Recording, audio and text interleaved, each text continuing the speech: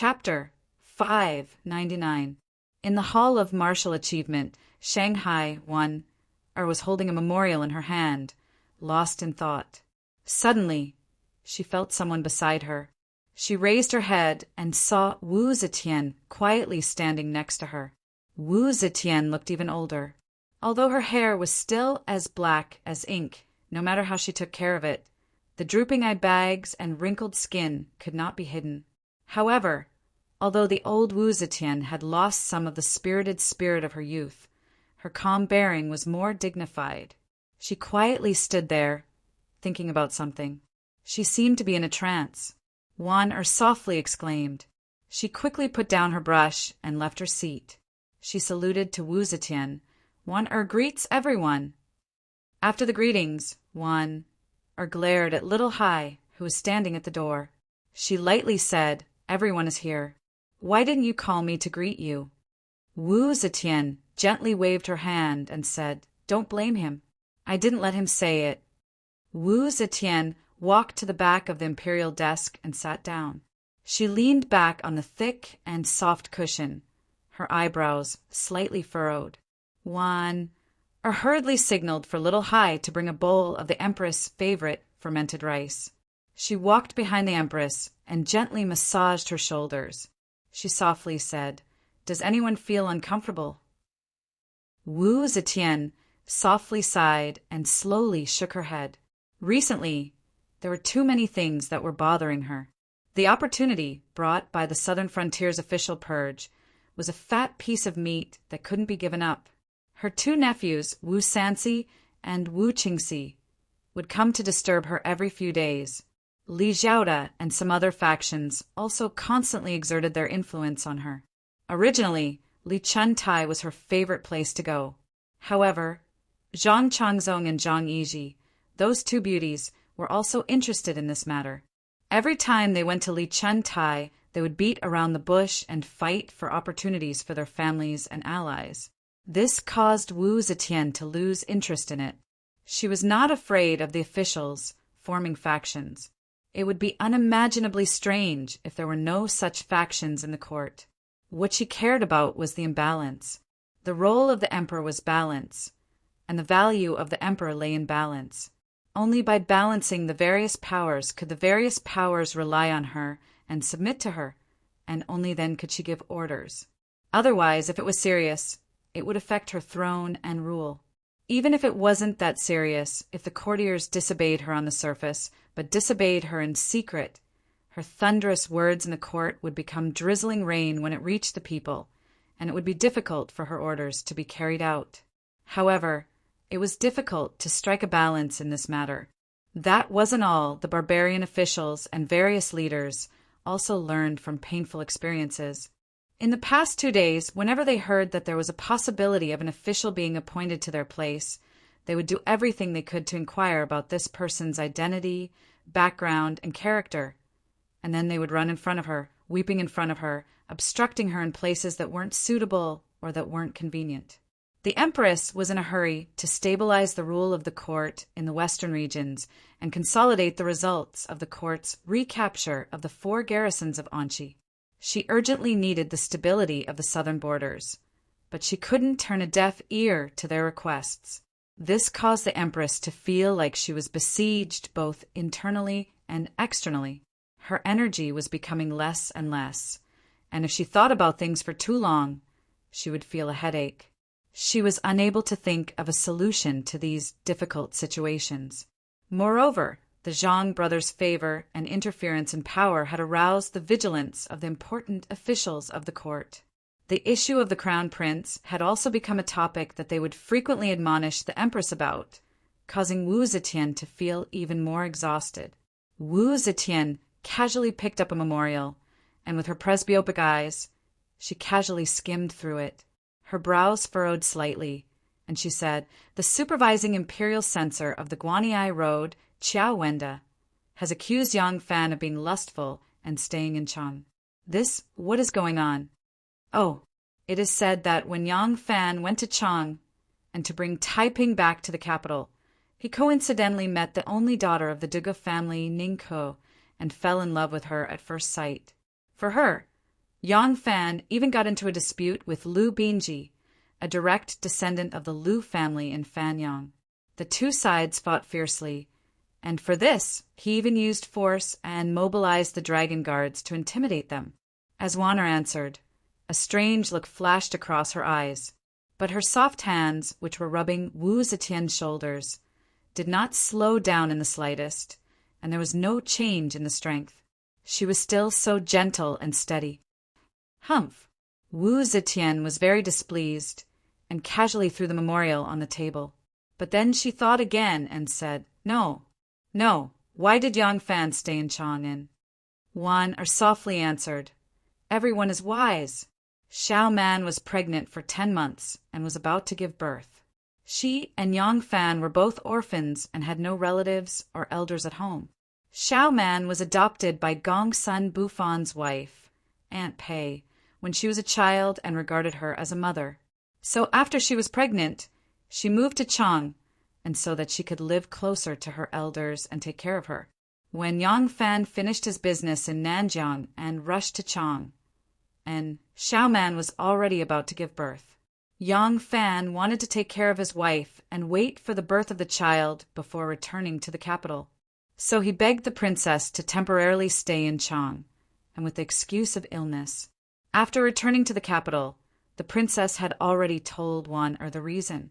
Because everyone has been busy with the affairs of the state recently, Wan has not had time to report this matter to everyone. Wu Zetian suddenly understood and nodded. I see. Wu Zetian had always believed in the relationship between Yang Fan and her daughter, so she did not believe that Yang Fan would dare to flirt with other women under her daughter's eyes. In her view, since Yang Fan had a relationship with her daughter, then the female must also be Yang Fan. After all, her daughter was a descendant of the emperor. If Yang Fan was a greedy cat, it might be possible for him to have an affair, but it was impossible for him to make such a big fuss over a woman. There must be a secret. She could still accept this secret. Wu Zetian snorted and said, This Yang Fan has always looked down on the way of the emperor and ministers. He lacks respect for the emperor of the dynasty. If he had been honest and asked for my permission, I would not have been so unreasonable. Why did I have to put on so many pretense? At this time, Wan had changed from rubbing to hammering. She clenched her fists and gently hammered her shoulders. She sweetly said, Yes, although this Yang Fan is a 5th-rank official, he is still a man of character. He has some of the habits of the marketplace and does not seem like someone from the bureaucracy. However, Wan feels that this kind of person is more worry-free than those scheming and calculating officials. At this time, Little Hai came in with a bowl of fermented rice. He tiptoed and placed it in front of Wu Zetian. He then glanced at Shanghai, Wan, and slightly lowered his eyelids. Wan understood, and her small fists hammered even faster. Wu Zetian closed her eyes in satisfaction and let out a long sigh. After a while, Fu Qingqing quietly appeared at the door. After Shanghai Wan saw her, she went around to Wu Zetian's front and gently picked up the bowl of fermented rice. She softly said to Wu Zetian, Everyone is working so hard for the state. Wan's heart ached seeing this. This fermented rice has been heated up. Everyone should drink a bowl. It will invigorate the blood, refresh the mind, and relax the muscles and arteries. Wu Zetian opened her eyes. She held Wan's hand and took a sip of the fermented rice. She raised her eyes and saw Fu Qingqing holding something that looked like a book. She was standing respectfully at the door of the hall and seemed hesitant to enter. She asked, What is it? Fu Qingqing quickly walked into the hall and bowed. Sage, there is a secret memorial from Chang'an. As soon as she came closer, Wu Zetian clearly saw that there were 2 yellow ribbons tied to the book in her hands. This was a secret book that only the emperor himself could read. As soon as she heard that she came from Chang, and Wu Zetian immediately sat up straight. Shanghai Wan placed a paper knife and a pair of silver scissors in front of Wu Zetian, and then took 2 steps back to avoid suspicion. Wu Zetian checked the secret records on the book and confirmed that it had not been opened before. She then took the scissors and cut the yellow silk ribbon. She then used a small knife to cut open the wax seal and took out a secret book from within. She carefully read through it. This was Lu Zetian's secret letter. The secret letter described in detail the recent events in Chang, and including Li Mubai's birthday, the unusual enthusiasm of all the aristocratic families, and the fact that all the heads of the aristocratic families went to congratulate him. Wu Zetian's mouth twitched slightly. She knew that the aristocratic families would not give up this great opportunity to arrange a future for their descendants. However, she also knew that the royal family and the aristocratic families were both enemies and allies. They had things that they protected together and also things that they fought over. It was inevitable that the aristocratic families would benefit from it. How much she wanted them to benefit without causing a strong backlash from the aristocratic families. This was what she, as the emperor, needed to consider. Wu Zetian continued to read and saw what the supervising imperial censor had mentioned.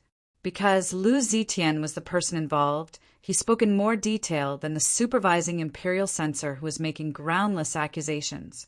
Because his memorial was a secret memorial, he did not need too many flowery words. He only needed to tell the emperor everything in detail. Therefore, Lu Zetian described everything in detail. He even described the scene at Farong restaurant, Lu Binji, Yang Fan, and the others' actions and expressions in detail. It was as if he was writing a novel. Wu Zetian could not help but laugh when she read. Next was the matter that the supervising imperial censor did not mention in the impeachment memorial. In his report, Lu Biantian described in detail what he had seen and heard at the Li residence's banquet, as well as the various actions of the aristocratic families. He mentioned Yang Fan once again. When he mentioned that Yang Fan had only brought a box of longevity cakes and 2 longevity candles as gifts, Wu Zetian couldn't help but laugh heartily. Then she saw the conflict between Yang Fan and the 4 aristocratic families of Cui, Zhang, Wang, and Li. Wu Zetian slapped the memorial on the table and smiled at Shanghai Wanner. Yang Fan was born into a military family. What he hates the most is the babbling of scholars. They are too crude. Although Shanghai Wanner had not seen Lu Zetian's secret memorial, she knew everything about Yang Fan and Chang'an. However, she naturally could not show it. Therefore, she only responded casually with a confused expression. Wu Zetian did not explain. She only said, "Poetry conveys love, poetry expresses ambition. Poetry reminisces about the past, and poetry makes friends." Confucius said, there are 300 poems. In a word, they say, thinking is innocent. How can he belittle poetry to be worthless? This Yang Fan, is he not afraid of offending all the scholars in the world? Although she was criticizing Yang Fan, Wu Zetian was beaming with joy. She loved to see aristocratic families suffer. Those aristocratic families were high up and looked down on everyone. Whether it was the royal family of Li Tang or her Wu Zetian, they had never been taken seriously by those aristocratic families. What Yang Fan had done was exactly what she wanted. Wanner smiled and responded, still looking confused. Wu Zetian laughed and handed the secret letter to her. She said, "Take a look. See what kind of shameful things he has done in Chang'an." Wu Zetian handed over the secret letter. Without waiting for Wanner to finish reading, she said, "However, Yang Fan was born in a poor family. It is normal for him to dislike the actions of those aristocratic families who eat their fill all day long and only know how to talk big and act like they don't eat the food of the world." Looking at her appearance, she was happy from the bottom of her heart about the shameful things Yang Fan had done. Wanner pretended to look through the secret letter. She joked, this is really his usual style. When everyone asked him to work in the Ministry of Justice, didn't he make a name for himself in a few days? I heard that people in the officialdom call Yang Fan a hothead. A hothead is good, a hothead is good. If there are more hotheads in the world, it will be easier for me to govern. Wu Zetian said with a smile. She suddenly had an idea. She seemed to have found a way to untie and straighten out the mess that had been troubling her recently. In other words, she had found a sharp knife to cut through the mess. Chapter 600. After the birthday banquet at the Lee Mansion, Yang Fan only went to the Duga Mansion occasionally. The rest of the time he stayed at the Gong Sun Mansion with Xiao Man, and anew ever since Yang Fan returned to Xiao Man's side, the child in Xiao Man's stomach was not as noisy as it was a few days ago. It was probably because his father was back and his mother was happy. Her mood was calm, and he was comfortable in her stomach. Occasionally, when he was happy, he would punch and kick to show off his existence. That was the happiest time for Yang Fan and his wife. They could feel the baby's every move and couldn't stop smiling. Although Xiao Man's due date was approaching, the specific time was still uncertain. The young couple was muddle-headed at the beginning. At first, Xiao Man didn't even know that she was pregnant. How could they be sure of the specific date of delivery now? The baby stayed firmly in his mother's belly and didn't look like he was about to be born. His mother, on the other hand, wanted to move. She was bored staying with her Lang Jun in the back garden of the Gong Sun Mansion, so she pestered Yang Fan to take her out for a walk. Although she had a big belly, Yang Fan saw that it was easy for her to walk. He couldn't resist her repeated requests, so he took her to tour around Chang and city these days. Sometimes they went to the Great Mercy Temple and the Green Dragon Temple to watch the barbarians in the western region swallowing swords and spitting fire. Sometimes they went to the east and west markets to buy things. When they went out, Anu and Xiao Man would also wear a fengli to cover their whole body like the noble women of Chang. And because Miss Gong Sun also went with them, it only took a few days for the people who performed illusions in front of the Great Mercy Temple and the peddlers who sold strange trinkets in the east and west markets to grasp a rule. When a young and handsome man accompanied 3 women wearing Bali headgear to them, the man would generously tip them and casually buy a pile of junk. If the man was reluctant to spend money, the tallest of the 3 Bali women would yell at him. Therefore, Yang Fan soon became their most popular guest. While Yang Fan was wandering around with the 3 bored women, young Master Jiang had been staying in the Liu family's mansion, not going out at all. Under the setting sun, young Master Jiang carried a pot of Toad Hill's Lang Guanqing and slowly walked on the red leaves on the ground. The red leaves on the ground were as red as snow, and his white robe fluttered in the wind. Occasionally, he would also take a sip of wine from the pot. His slender back seemed rather lonely. Because the original owner of the manor had retreated back to Fanyang with his family, the manor appeared very desolate. Young Master Jiang, who was slowly walking through it, appeared especially lonely. Although there was someone next to him, there was still a boundless loneliness that seeped out from his bones. The man following behind him was softly reporting, "We didn't get a single Arabian horse this year because all the horse traders from the river region were captured by the Turkic tribes. The Khitan and Hueha horse traders who provided us with ordinary horses are getting closer and closer to Zhangyi. This year, the number of ordinary horses they provided us is 60% less than last year. Next year, I'm afraid it will be even less." The more the man spoke, the more fearful he became. He stealthily raised his head to glance at young Master Jiang's face. From behind, young Master Jiang's face was as calm as still water, without the slightest hint of anger. But young Master Jiang was like this when he was calm, and the same was true when he was angry. The man did not know if young Master Jiang had already flown into a rage, and his heart was filled with apprehension. Young Master Jiang calmly said, "Arabian horses are able to understand human speech, and they are loved by officials and generals. This isn't just a matter of income, it's also a link between us and the generals in the army. We can't let it go. As for ordinary horses, those Turkic and Hueha horse traders only care about profit. No matter how much Shinmu pays, as long as we pay 10% more than him, we might be able to snatch them back." Yes. Seeing that young Master Jiang was not angry, the man inwardly breathed a sigh of relief, but he still felt a little bitter in his mouth. The 4 garrisons of Anxi were important routes to the east, and Shinmu had long ago established a relationship with the 10 western Turkic tribes. Even great Chief Uzhail of the Turkic tribes had been able to replace Ashina Huzuro as the true Khagan of the 10 western Turkic tribes because of Shinmu's financial support. Now that the 4 garrisons of Anchi were in their hands, the 10 western Turkic tribes had returned to their homeland and were finally beginning to report back. And this report was the precious horses. Arabian horses were tall and mighty, and they were beloved by the generals of the great clans and clans. A precious horse was extremely difficult to buy, but the precious horses from the kingdoms of the western regions had all been monopolized by the Western Turks and ended up in Shinmu's hands. Not just horses, but camels as well. Camels were boats in the desert, and Shenmu's investment in the 10 western Turkic tribes had allowed him to monopolize 80% of the camel business in the western regions.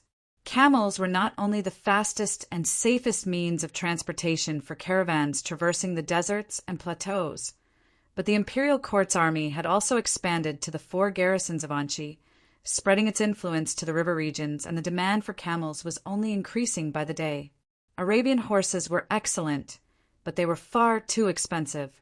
The Tang dynasty could not afford to equip them in large numbers, so the ordinary war horses for the army were still primarily Mongolian ponies.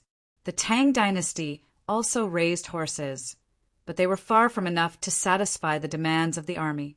Every year they had to purchase large numbers of war horses from the Western Turks and Huayha. And in the years that Zhang Yi had spent roaming the western regions as a bandit, Xiao Fei had unwittingly established a relationship with the largest horse suppliers of the Western Turks and Huayha. Ever since young Master Jiang had lost the duel in Chang, and been forced to abandon Chang, and flee to Luoyang, these horse merchants who had worked with him for many years had switched sides to Shinmu's side. Just as young Master Jiang had said, this was not just a matter of massive income. Rather, it was the close relationship he could establish with the military and the major factions of the western regions through the horse business. With these things, he was the uncrowned king who could summon the wind and summon the rain. Without these things, who could he influence? Young Master Jiang seemed to understand that this matter was easier said than done. After slowly walking for a few moments, he said, "The urgent task at hand is to establish a new source of horses. Shenmu has been working hard in the western regions for many years, and now that he's in the limelight, we can't overshadow him for the time being. Let's establish a partnership with the Swanee, Sherway, and Shi tribes." At this point, young Master Jiang suddenly stopped and stared at the sky. After a long while, his face suddenly paled. Shinmu has gone to Goryeo. The two had fought in Chang and for power, but to the great clans, it was no different from internal strife. After the duel, the great clans had acknowledged Shinmu's strength and young Master Jiang's defeat, but they had also punished Shinmu, banishing him to Goryeo to open up a trade route. But young Master Jiang suddenly thought of a frightening question. Would Yang Fan be content to stay in Goryeo? Did he go to Goryeo because he had no choice, or did he take the initiative? Thinking back to the various means he had used when he was in the western regions, if his investment in Uzhail, the great leader of the Turks, was still traceable, then his sending Zhang Yi to be a horse bandit was completely unrestrained. Who would have thought that his real purpose was not only to train a private army through war, but also to establish a relationship with the Turks and Huayha horse merchants? Given his habit of hiding his true intentions, he was probably going to Goryeo for the powerful forces in the northeast, such as the Swanee, Sherway, and Shi tribes. The more young Master Jiang thought about it, the more frightened he became. His heart was burning, and his palms were sweating. Seeing his extremely ugly expression, the person beside him said carefully, "I will immediately arrange for someone to contact the Swanee, Sherway, and Shi chiefs." Perhaps Shinmu may not have thought so far ahead. Young Master Jiang's neck seemed to be rusty. After a long while, he shook his head with difficulty and said, "Oxen and horses are an important business for us. If we abandon this business and find another way to make money, it is easy, but the connections we have built over the years will be wasted. all the powerful forces that we have connected because of this business will be cut off. Not only did his neck seem to be rusty, but his voice also seemed to be rusty, very rough and unpleasant to hear. You can try. If it is impossible, then turn to the southern border. Although the Sichuan and Yunnan horses are shorter, they have long legs. They are not as good as the Great Wan horses for short distances, but they are better for long distances. Based on our past friendship, they may not refuse. If Shenmu wants to trap me and completely destroy my business, it is impossible. Before he finished speaking, a person came from afar. Although he was not running, his strides were very large, and his speed was extremely fast, even faster than a normal person's running. Along the way, the scarlet maple leaves under his feet kept flying, as if there was a pair of wind and fire wheels under his feet. Along the way, there were raging flames. Young Master Luo Jing sent an urgent report from 800 miles on horseback. The person arrived in front of young Master Jiang and did not even have the time to salute, but hurriedly handed over a secret letter. Young Master Jiang hurriedly opened the secret letter and could not help but gasp. His hands began to tremble slightly. Empress Wu Zetian transferred Yang Fan to the Heavenly Official Yamen. He was appointed as the Heavenly Official Yamen and had the authority to know the Heavenly Official Assistant Minister. Since Wu Zetian ascended the throne, she changed the 6 departments of officials, household, rights, military, punishment, and works to the 6 departments of heaven: earth, spring, summer, autumn, and winter. The Heavenly Official Yamen was the Ministry of Appointments. During the Sui and Tang dynasties, the Ministry of Appointments was the head of the 6 departments of the Shangshu province. Yang Fan had been promoted. Young Master Jiang did not care about Yang Fan's promotion, nor did he care that he was transferred from the Ministry of Justice to the Ministry of Appointments. The problem was why he was promoted at this time. Why was he appointed as the Heavenly Official Assistant Minister? The Heavenly Official Assistant Minister was the acting Heavenly Official Assistant Minister. That meant that the Ministry of Appointments, the Seal Department, the Merit Department, and the Examination Department of the Ministry of Appointments were all under his control. He had the right to decide the appointment and dismissal, examination, promotion, conferment, and transfer of all the civil officials in the world. At this moment, Wu Zetian suddenly transferred Yang Fan to the Ministry of Appointments and gave him almost all the power in the Ministry of Appointments. What was her purpose? Young Master Jiang immediately thought of the imperial court, aristocratic families, and other forces that were in high spirits and were carrying out a great purge in the southern border. He immediately thought of the fat piece of meat that everyone was staring at with red eyes. The Empress was going to give this fat piece of meat to Yang Fan to divide. Chapter 601. Young Master Jiang was in a daze and only thought about the terrible consequences of Yang Fan taking control of this matter. He did not think that if Yang Fan took charge of this matter, many of the officials dispatched to southern border would be recommended and evaluated by Yang Fan. His control over southern border would also increase greatly. Moreover, Yang Fan and Shenmu were allies.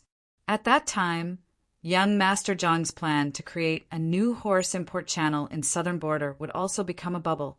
Young Master.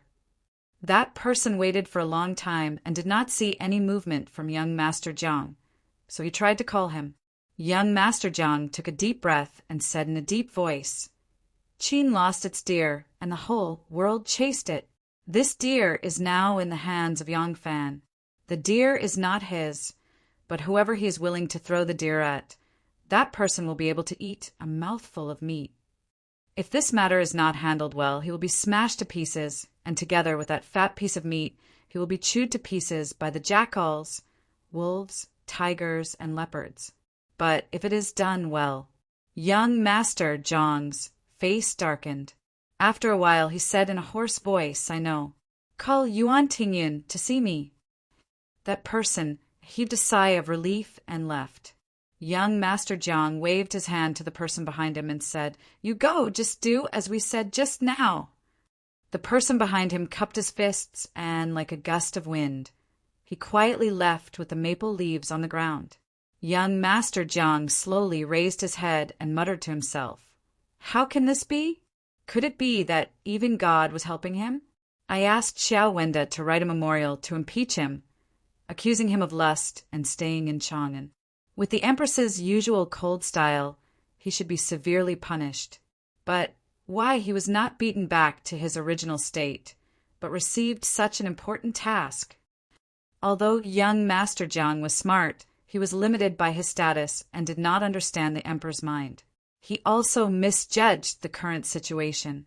If the world was at peace and the court was calm, Yang Fan would abandon his official duties for his private interests. With how much Wu Zetian valued her empire, she would definitely not tolerate such a person and would punish him as a warning to others. However, in the current situation, Yang Fan's usefulness was far more useful to Wu Zetian than his mistakes.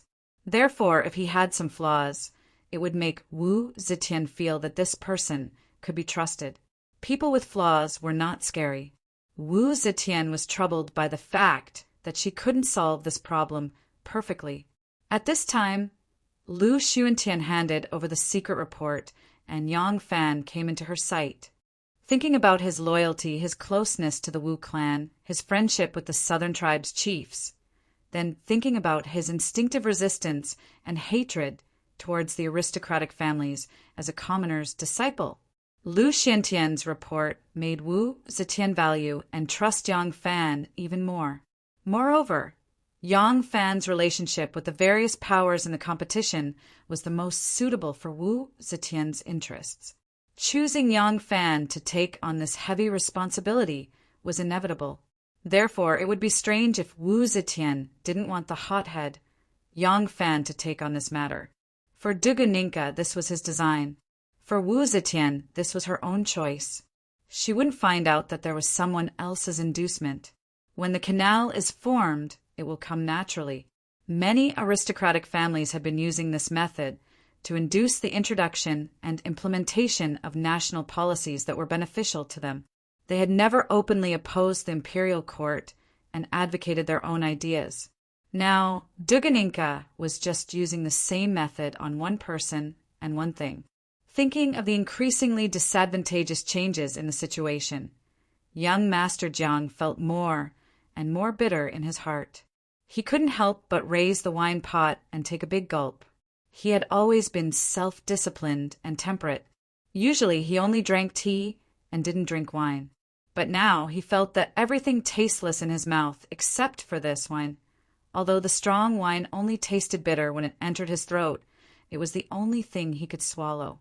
Yuan Tingyan hurried over and stood beside young Master Jiang. Young Master Jiang's slender fingers clenched the wine pot as if he was tightly strangling someone's throat. He said, "Kill Yang Fan, quickly!" In the Zhongnan Mountains, there were 1,000 peaks and a deep and elegant valley. In an unknown and elegant valley, there were few houses built with bamboo and wood, surrounded by fences. There were chickens and geese walking leisurely in the yard. The sky was clear and blue. The geese flying south swept across the sky like a boat gliding on the blue sea. In the distance, there was the sound of a flute. In front of the bamboo fence, there was a big tree. In front of the tree, purple chrysanthemums were either in bud or in full bloom, painting the picture of late autumn with the most gorgeous color. In front of the tree, there was a flat rectangular stone with a chessboard on it. On both sides of the stone, there was a person sitting cross-legged on a futon, playing chess. Both of them were very old, with white hair and white beards. They wore loose and comfortable white shirts with a pair of wide black trousers. The two old men looked like a pair of mountain hermits playing chess for fun. However, they didn't move the chess pieces in their hands and only whispered to each other. If Yang Fan were here, he would immediately recognize the old man on the left as Li Mubai of the Longxi Li clan. The one on the other side was the lord of the Xingyang Zheng clan. Elder Zheng's tone was very solemn, but the thick wrinkles on his face made it difficult to bring out any lively expressions. Yang Fan has been transferred to the position of Heavenly Official Minister, Assistant Minister of Heavenly Official. The demotion, appointment, and removal of officials below the third rank will depend on his hands. It seems the Empress wants to throw the hot potato of the southern border to Yongfan. Li Mubai stroked the black chess piece in his hand and said slowly, if it was only the appointment and removal of a position, it could be decided by the Ministry of Appointments. But now that there are so many vacancies in the southern border, the Emperor himself will definitely ask about it. Elder Zheng raised his white brows and said unhappily, "Of course I understand. Although the matter has been handed over to Yongfan, the list he provides must satisfy the Emperor and all other parties before it can be implemented. But since he is in charge of this matter, it will be more convenient than others.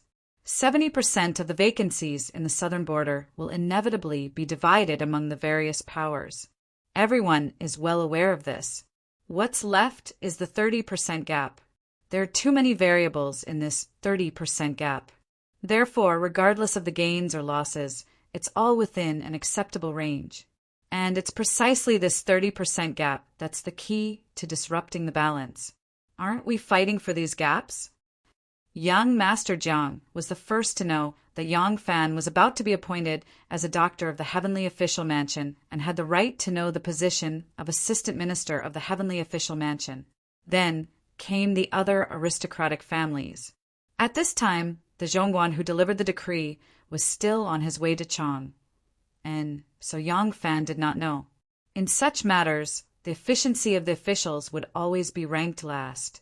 Elder Zheng immediately came to discuss this matter with Li Mubai as soon as he heard the news. Li Mubai lowered his eyes and said slowly, "What is Elder Zheng's opinion?"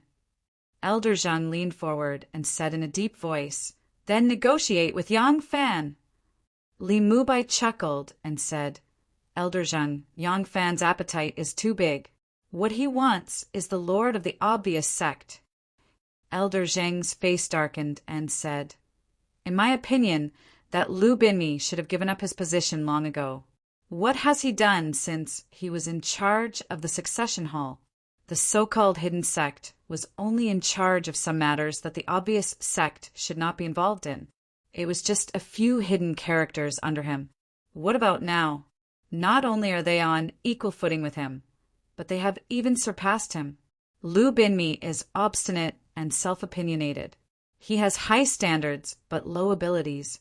It is difficult for him to take up this heavy responsibility."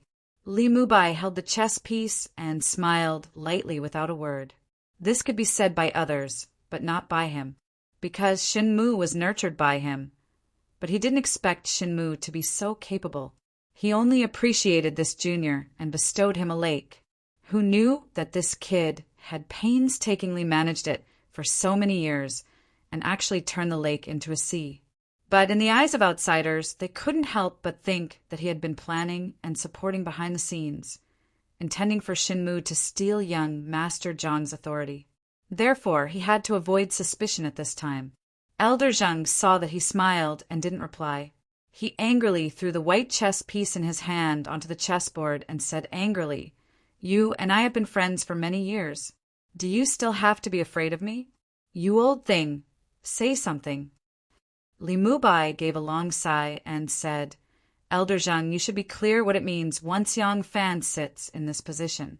He will control enormous wealth and power. Also, he will not only have to be responsible for the aristocratic families, but also for the succession hall, this semi-independent existence. Therefore, all of his decisions, under the premise that it does not affect the interests of the aristocratic families, he can make his own decisions. We cannot control him at all times. This is different from the Prime Minister. All of the power of the Prime Minister comes from the Emperor and the court. He can be removed at any time and replaced with another person. But the person who becomes the sect leader of the Xian clan can control enormous personal power. It is fine if it is a short period of time, but once it is long enough, not only will he become part of it, his children and grandchildren will become an important part of it. He is not one of us, but he will definitely have a powerful family that is rooted in the succession hall. How can we ensure that his family will always have the same interests as us and will always be used by us? Then we will make him one of us. A loud voice suddenly sounded from the side. Li Mubai and old Zheng paled in fright and suddenly turned their heads to look. This place might seem like a hut for hermits in the mountains, but the perimeter had long been cleared of people. The two of them were discussing business here. There could not be a single person within 3 li of them, unless one cultivated the all-seeing eye and wind-hearing, who could see their shadows and hear what they were saying. Turning his head to look, he saw an old man with a white beard walking towards them with a walking stick in his hand. This old man's body was very robust. Li Mubai and old Zheng sighed in relief at the same time. The person who had come was the leader of the Wang clan of Taiyuan. Li Mubai frowned and said, "Old man, why have you come? Be careful not to let the eyes and ears of the court find out and raise their guard." Old Wang snorted heavily. Leaning on his walking stick, he walked in front of them and said, "If this old man doesn't come, do you think you 2 old fellows will be able to argue here? You are not in a rush. If you miss this chance, you will have other chances. But my Wang family places great importance on this chance and sees it as a key to the Wang family's rise again." What old Zheng cared about was how to make Yang Fan one of their own. He hurriedly asked, "Old Wang, tell me, how do we make him one of our own?" "Geezer," Wang mumbled, "isn't that simple? This old man still has more than a dozen little granddaughters. We can just randomly pick one to marry to him, and then wouldn't he be one of us?" Chapter 602. Old Man Zheng's eyes lit up. Marriage was indeed a good idea. The purpose of a marriage alliance was not the marriage itself. It did not matter if the relationship between the husband and wife was good or not, but through this action, others would see them as a whole. This was the reason why Shui Xiao's 2 elder brothers had been put to death. In this era, where families were the basic units of society, marriage and kinship were undeniably the strongest alliances. Later on, there was a gifted scholar named Li Shangyin. He was a student of Linghu Chu, an important member of the Ox clique, but he married the daughter of Wang Maoyuan, an important member of the Li clique. Even though he had never done anything hostile to the Ox clique, he was regarded as a member of the Li clique. After the Ox clique gained power, they tried their best to suppress him. Li Shangyin had a body full of talent, but he was never able to display it in his life. Although the aristocratic families were arrogant, it wasn't that they never married people outside of the 5 surnames. It was just that most of their children would only marry within the 5 surnames. Hearing this idea, Elder Zheng was delighted. He quickly invited Elder Wang to sit down and excitedly discuss the matter of finding a son-in-law. It was no wonder that old Wang was anxious. The Wang clan of Taiyuan was one of the first clans to become a first-rate aristocratic family. Wang Yun of the Eastern Han Dynasty had used his efforts to turn the tide for the country and the people to promote the Wang clan to become a renowned family. From then on, the winds and clouds changed, but the Wang family still stood tall, until the current dynasty suffered another great calamity. Gaozong Li Ji's Empress Wang was the daughter of the Wang family of Taiyuan. Hence, after Wu Zetian came to power, the Wang family was suppressed the most. If not for this, even though Lai Junqin was arrogant, he would not have the guts to forcefully marry the daughter of the Wang family.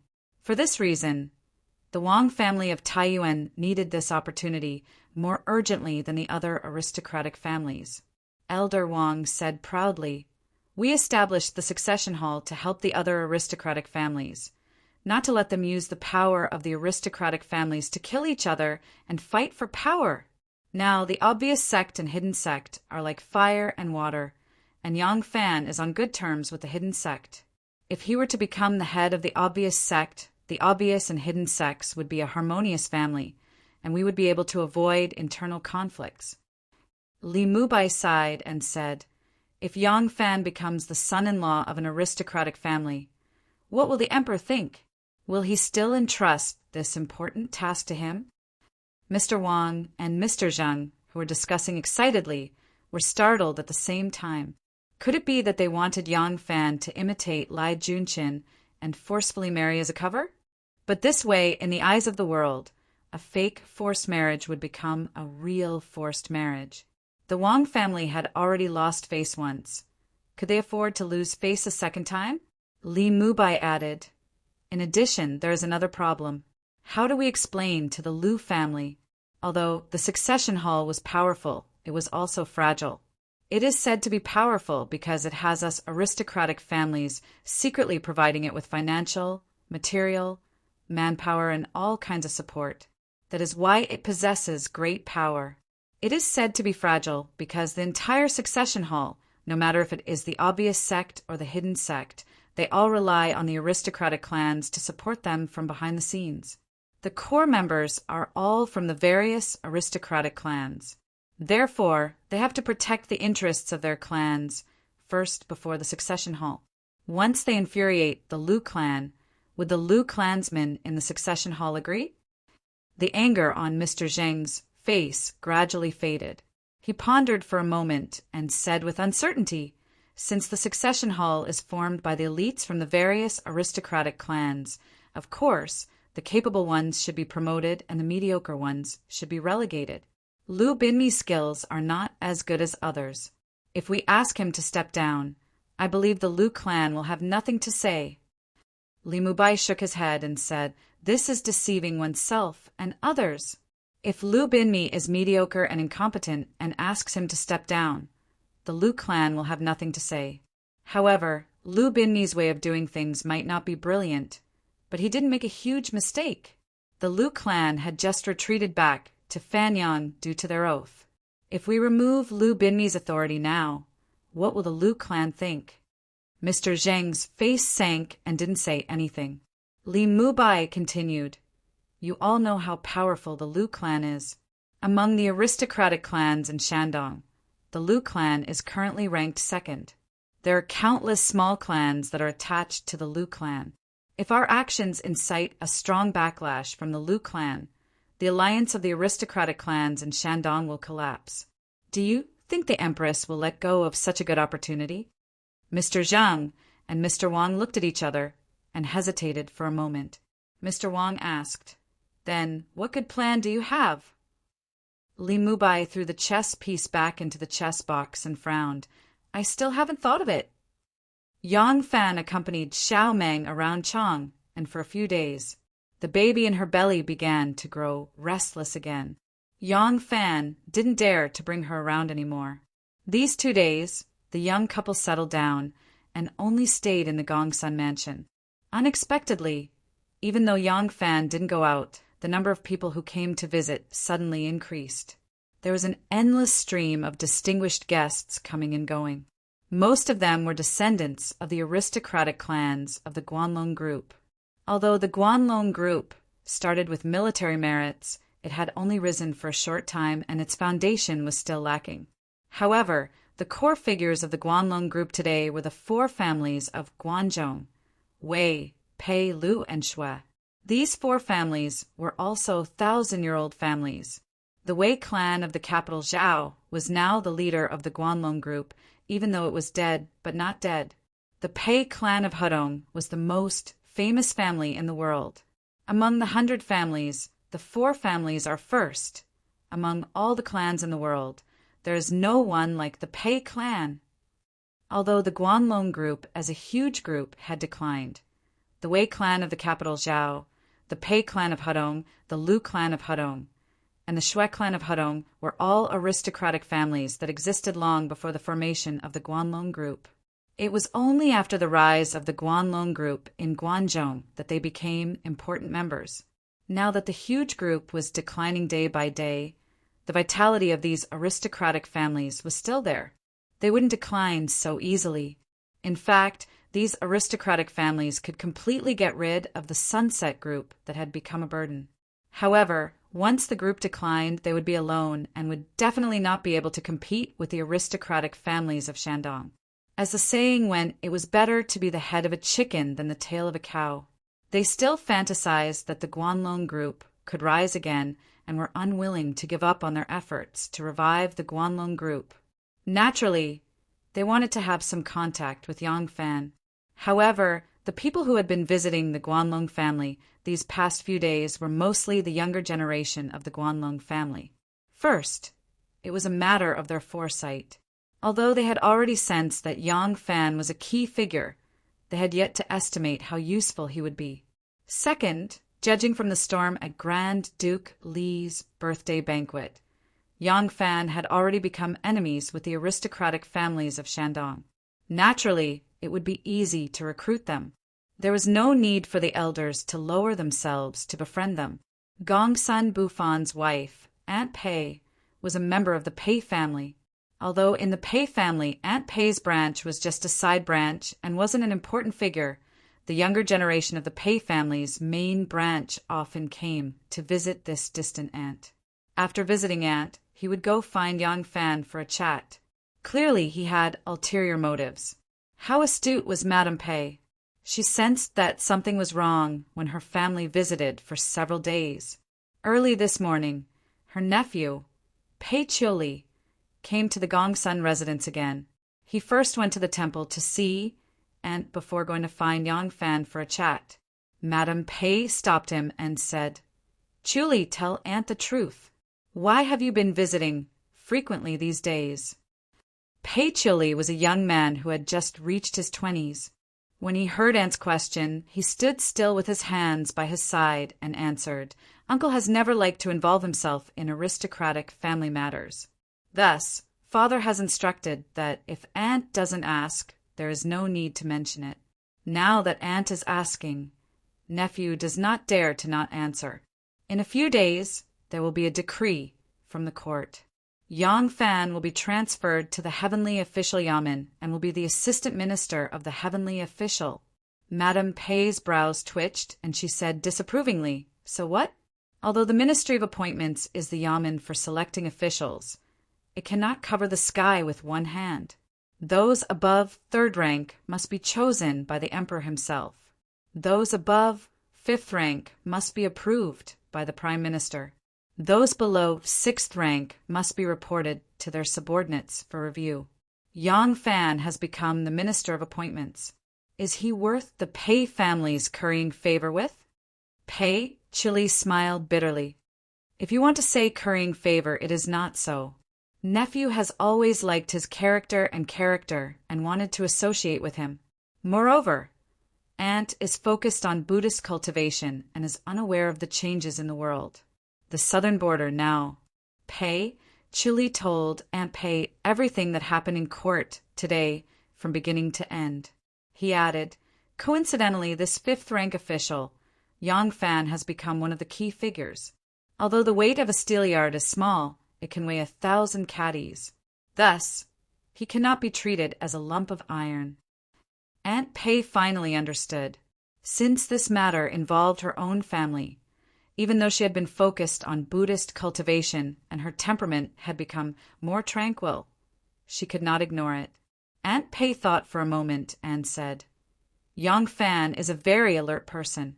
Although he does not know the details, there have been many aristocratic children visiting him in the past 2 days. He must have his own considerations. If you want to build a relationship with him and slowly develop your relationship, I am afraid others will beat you to it. It is better to talk to him openly." Pei Chiuli and Yang Fan had a good time these past few days. Unfortunately, they had not been able to talk about the main topic. He was still young and had the loftiness of an aristocratic child. He was somewhat ashamed to talk about it. Now that he had received his aunt's advice, he made up his mind. He bowed deeply and said, "Aunt's teachings are correct. Nephew knows what to do. However, nephew is not the only one around him. It is difficult for nephew to talk about the main topic in front of so many people." Aunt Pei said, "Since that is the case, come early tomorrow as usual. Aunt will create an opportunity for the two of you." Pei Chiuli was overjoyed. He quickly bowed deeply and said, "Thank you, Aunt." The Gongsun family had guests coming and going. Most of them were people who had never visited before. In contrast, the Duga family, which they occasionally visited in the past, did not make any movements. When Miss Ning Ku, who was sitting cross-legged in meditation, heard the news of the Guanlong group's children visiting the Gongsun residence, Miss Ning only smiled and looked a little proud, like a little fox who had stolen 2 chickens. In the Lu residence, young Master Jiang stared at Yuan Tingyun, who was kneeling in front of him with a gloomy face. He knocked on the table and said in a deep voice, "It has been 2 days, and you have not made any movements. Are you going to disobey my words?" Yuan Tingyun said with a bitter face, reporting to young Master. This lowly one immediately made preparations after young Master gave the order. However, Yang Fan has not left the residence for the past 2 days. This lowly one inquired and heard that his wife is about to give birth and the fetus is moving frequently. Yang Fan has been guarding the residence every day and has not left. Then let's go and kill him. Young Master Jiang said coldly. He turned to Lu Boyan, who was sitting in the corner, and said, "Elder Lu, please go with us. We must kill Yang Fan." Chapter 603. A candle like the moon shone bright and soft light on the head of the bed. Yang Fan leaned over the bed and looked at it with awe. In front of him was a big round meatball. The meatball would occasionally move slightly, sometimes to the left, sometimes to the left. Every time it moved, Yang Fan's face would show surprise, curiosity, happiness, and joy. Xiao Man was lying on the bed with a soft cushion behind her. There was a sweet smile on her face as she gently stroked her belly. She was afraid to block her Longjuan's sight, so she only gently stroked the edge of her belly. "What's the little guy doing inside?" Yang Fan asked curiously. At this time, Yang Fan was not a righteous Jianghu ranger, nor was he a powerful minister of the court. He was grinning from ear to ear, and his words were full of childishness.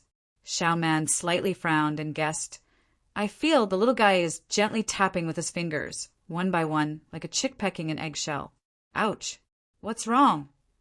Yang Fan became nervous, but Xiao Man giggled. "This kid kicked me." As she laughed, her belly trembled, and the little fellow in her belly seemed to be excited, punching and kicking here and there. Yang Fan gently placed his hand on Buchi's belly, feeling the little fellow's powerful punches and kicks. He first beamed with joy, then said nervously, "The little fellow is making a lot of noise tonight. Do you want to find a doctor to take a look?" Xiao Man didn't care and said no need. "When you were not here a few days ago, the little guy was even more noisy than now. I think I'm about to give birth. Don't worry. Auntie has already invited a doctor and a midwife to the house. If something happens here, they will come at any time." Only then did Yang Fan feel relieved. He turned around and took a bowl of supper from the small table. It was a bowl of red date and chestnut porridge, and the rice used for the porridge was luching rice.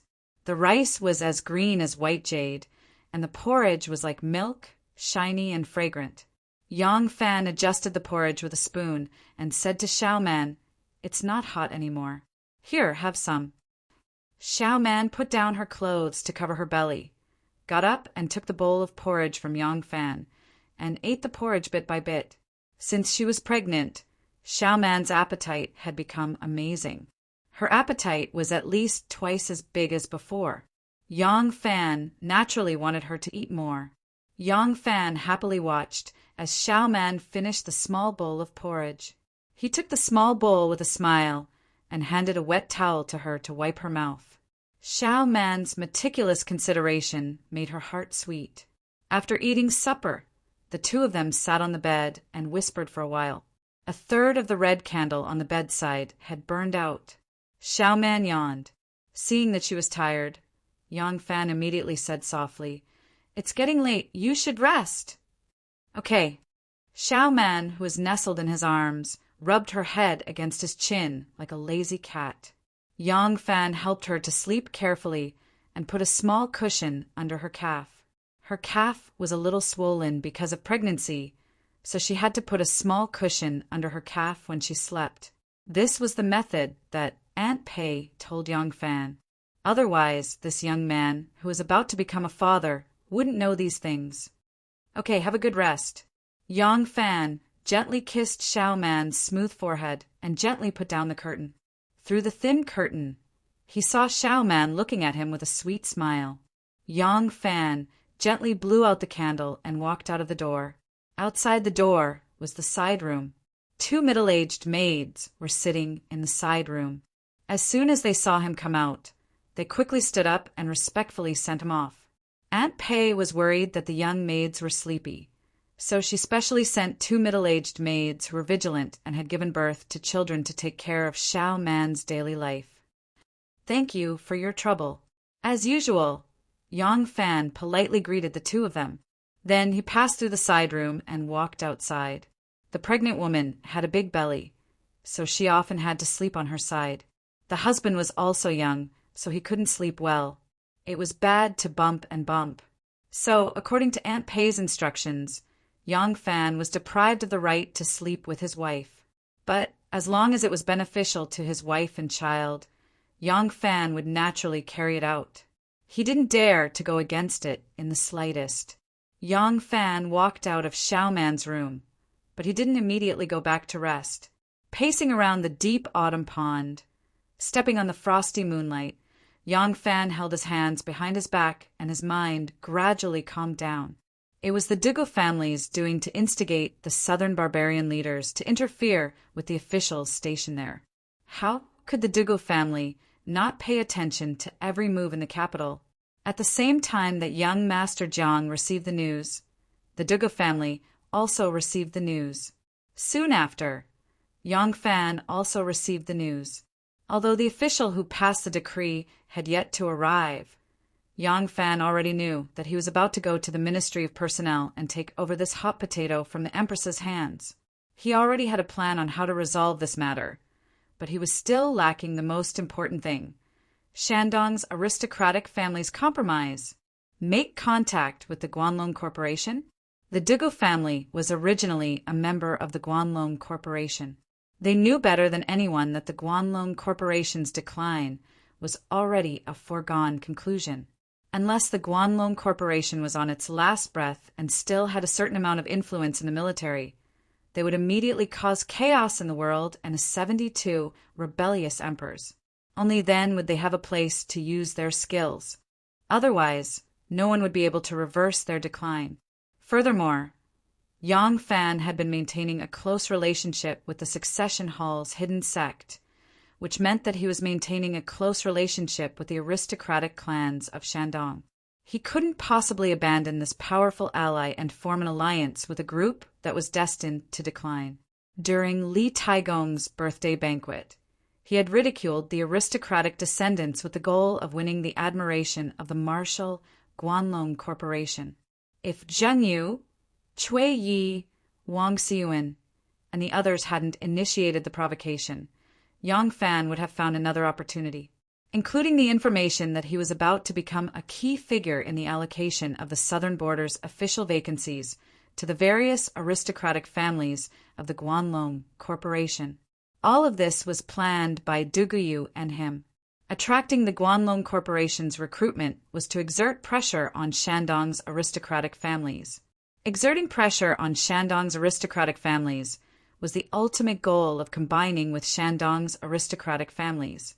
Refuting the aristocratic descendants of Shandong's aristocratic families and winning the admiration of the martial Guanlong aristocratic families was still the goal of Shandong's aristocratic families. Such a small conflict would never be placed in the eyes of those experienced and profit-oriented elders of Shandong's aristocratic families. It wouldn't result in an irreconcilable conflict. Yang Fan had always paid attention to this sense of propriety. At present, whether it was the Guanlong Corporation or the aristocratic families of Shandong, they all knew that the opportunity in the southern border that they coveted was largely dependent on Yang Fan. However, the Guanlong Corporation had only sent some juniors who didn't have the face to make friends with him. From this, one could see how slow they were in politics, how short-sighted they were, and how lacking they were in courage. As for the fact that Shandong's aristocratic families hadn't taken any action yet, in Yang Fan's opinion, it was actually a good thing. During Li Taigong's birthday banquet, He had already met with the leading figures of the various aristocratic families and made his attitude clear. Shandong's aristocratic families really didn't need to send some juniors who couldn't make decisions to make friends with him. Shandong's aristocratic families either didn't show up, or when they did, they had already decided to compromise with him. It was a closely linked plan, without too much scheming or calculation. It was completely based on taking advantage of the situation, changing the entire environment and conditions, forcing the other party to make such a choice. When they made such a choice, they would only think that it was the objective situation that led to such a result, and they wouldn't realize that someone was manipulating it. However, Yang Fan had always thought that this ingenious method, which was like cooking a small fish, was designed by Dugiyu, who was known for his meticulous planning. He had never thought that it was Miss Ning Ku, who looked so delicate that she would sweat every time she took a few steps. Yang Fan raised his head with his hands clasped behind his back. Looking at the bright moon on the horizon, he secretly calculated in his heart, "The imperial court's edict will arrive soon. How will Shandong's aristocratic families decide?" What he didn't know was that because of this matter, the aristocratic families of Shandong were now in frequent contact with each other, but they still couldn't come up with a plan that could satisfy all parties. Those old men were so anxious that they were about to slam the table and curse. The path beside the pool rustled. Hearing the sound, Yang Fan looked over and happened to see a beautiful figure slowly walking over. A trace of a smile appeared on the corner of Yang Fan's mouth. He stepped forward to greet her. "Are you having a sword fight with Miss Gongsun again?" "She simply takes pleasure in torturing me." Nu looked angry. As soon as she saw Yang Fan, she complained to her man. "She bullied me like this. Why didn't you help me? Teach her a good lesson and let her know that there is always someone better than her. You don't know how hateful it is when she triumphs over me every time." Nu originally didn't want to compete with Gongsun Lonji again, but she couldn't resist her repeated begging. As a result, it was inevitable that she would be tormented. Yang Fan laughed and said, "She is a woman. It's not fair to win. Besides, she knows that your swordsmanship is not as good as hers. She forced you to fight again and again to force me to support you. I just don't fight with her.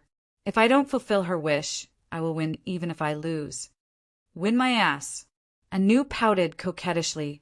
She raised her leg and stepped on his foot. "Do you feel proud that I am bullied by her?" "Not really." Of course, Nu didn't feel any pain when she stepped on him. She just wanted to act coquettishly in front of her man.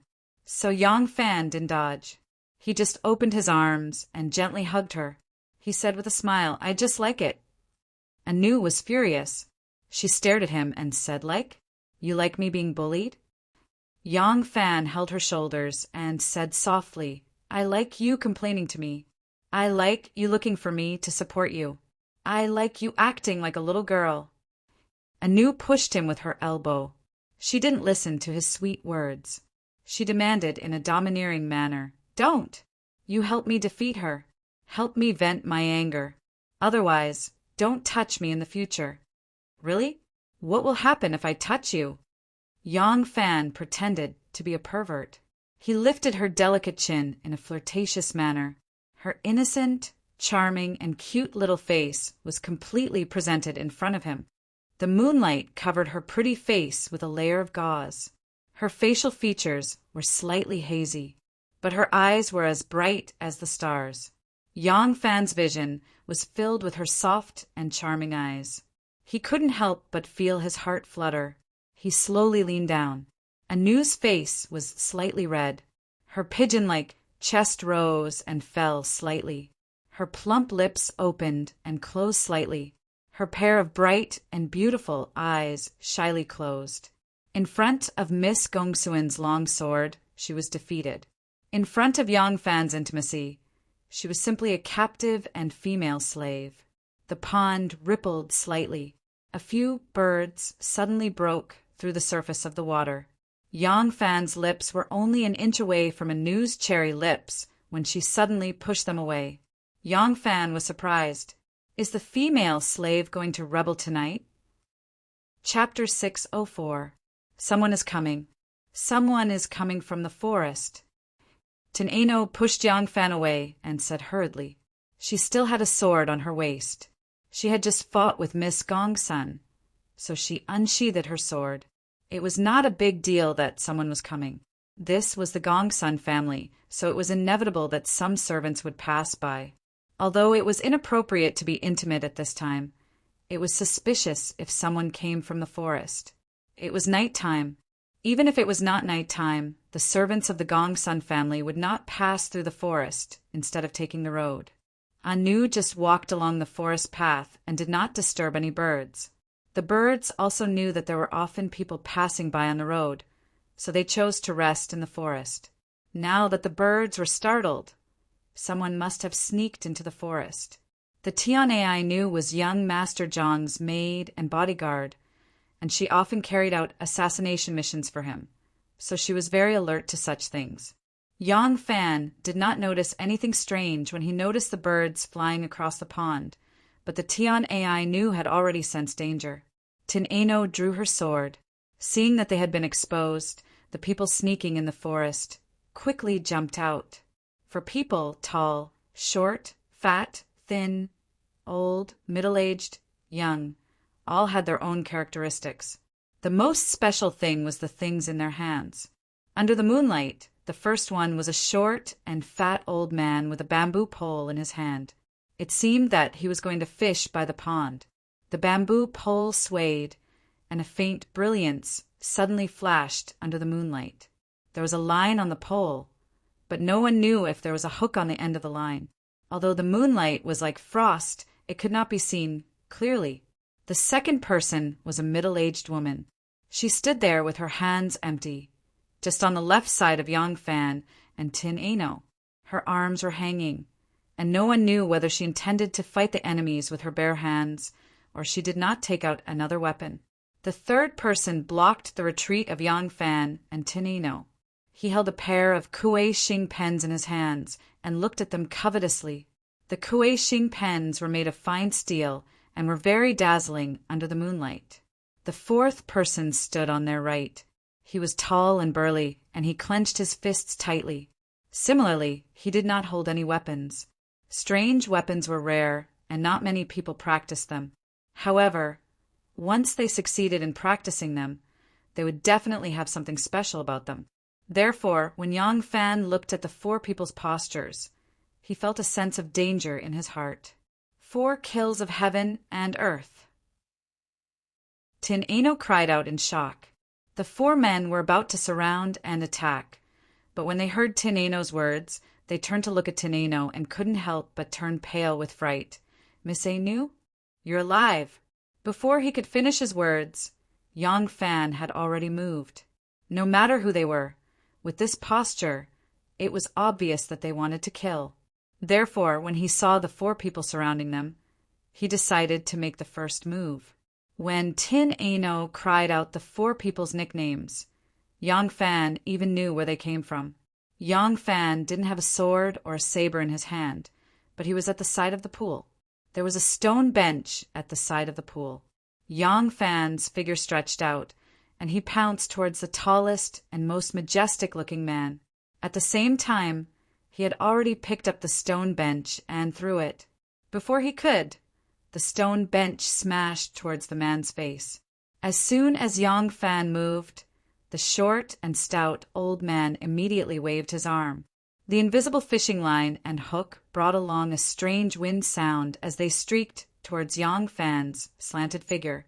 However, Tin was right in front of him. A sword ray immediately chopped down towards his face.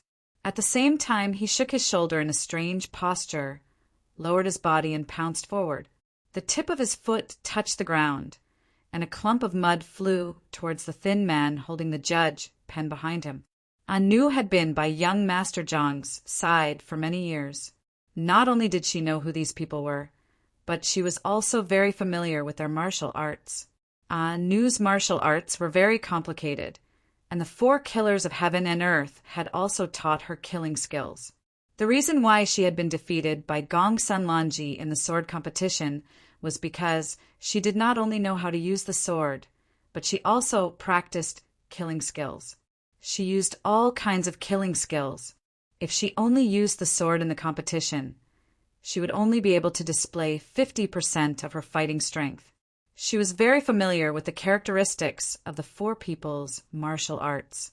At this time, she attacked with all her strength, and taking advantage of the Four People's stunned expressions, she immediately seized the initiative. Not only did she avoid the soft sword that the middle-aged woman pulled out from her waist, she also forced the fat old man to withdraw his pole to defend himself. She also used a clump of mud to force the thin man to take a step back. The two judge pens in the thin man's hands were originally aimed at Yang Fan's thigh and the other at Anu's back. But because of the clump of mud, he was forced to retreat, and his move was resolved. Roar! Yang Fan pounced quickly and urgently. If the burly man wanted to dodge, it was barely too late. But when Yang Fan threw out the stone stool and smashed it at the burly man's face before he could move, the burly man couldn't dodge it.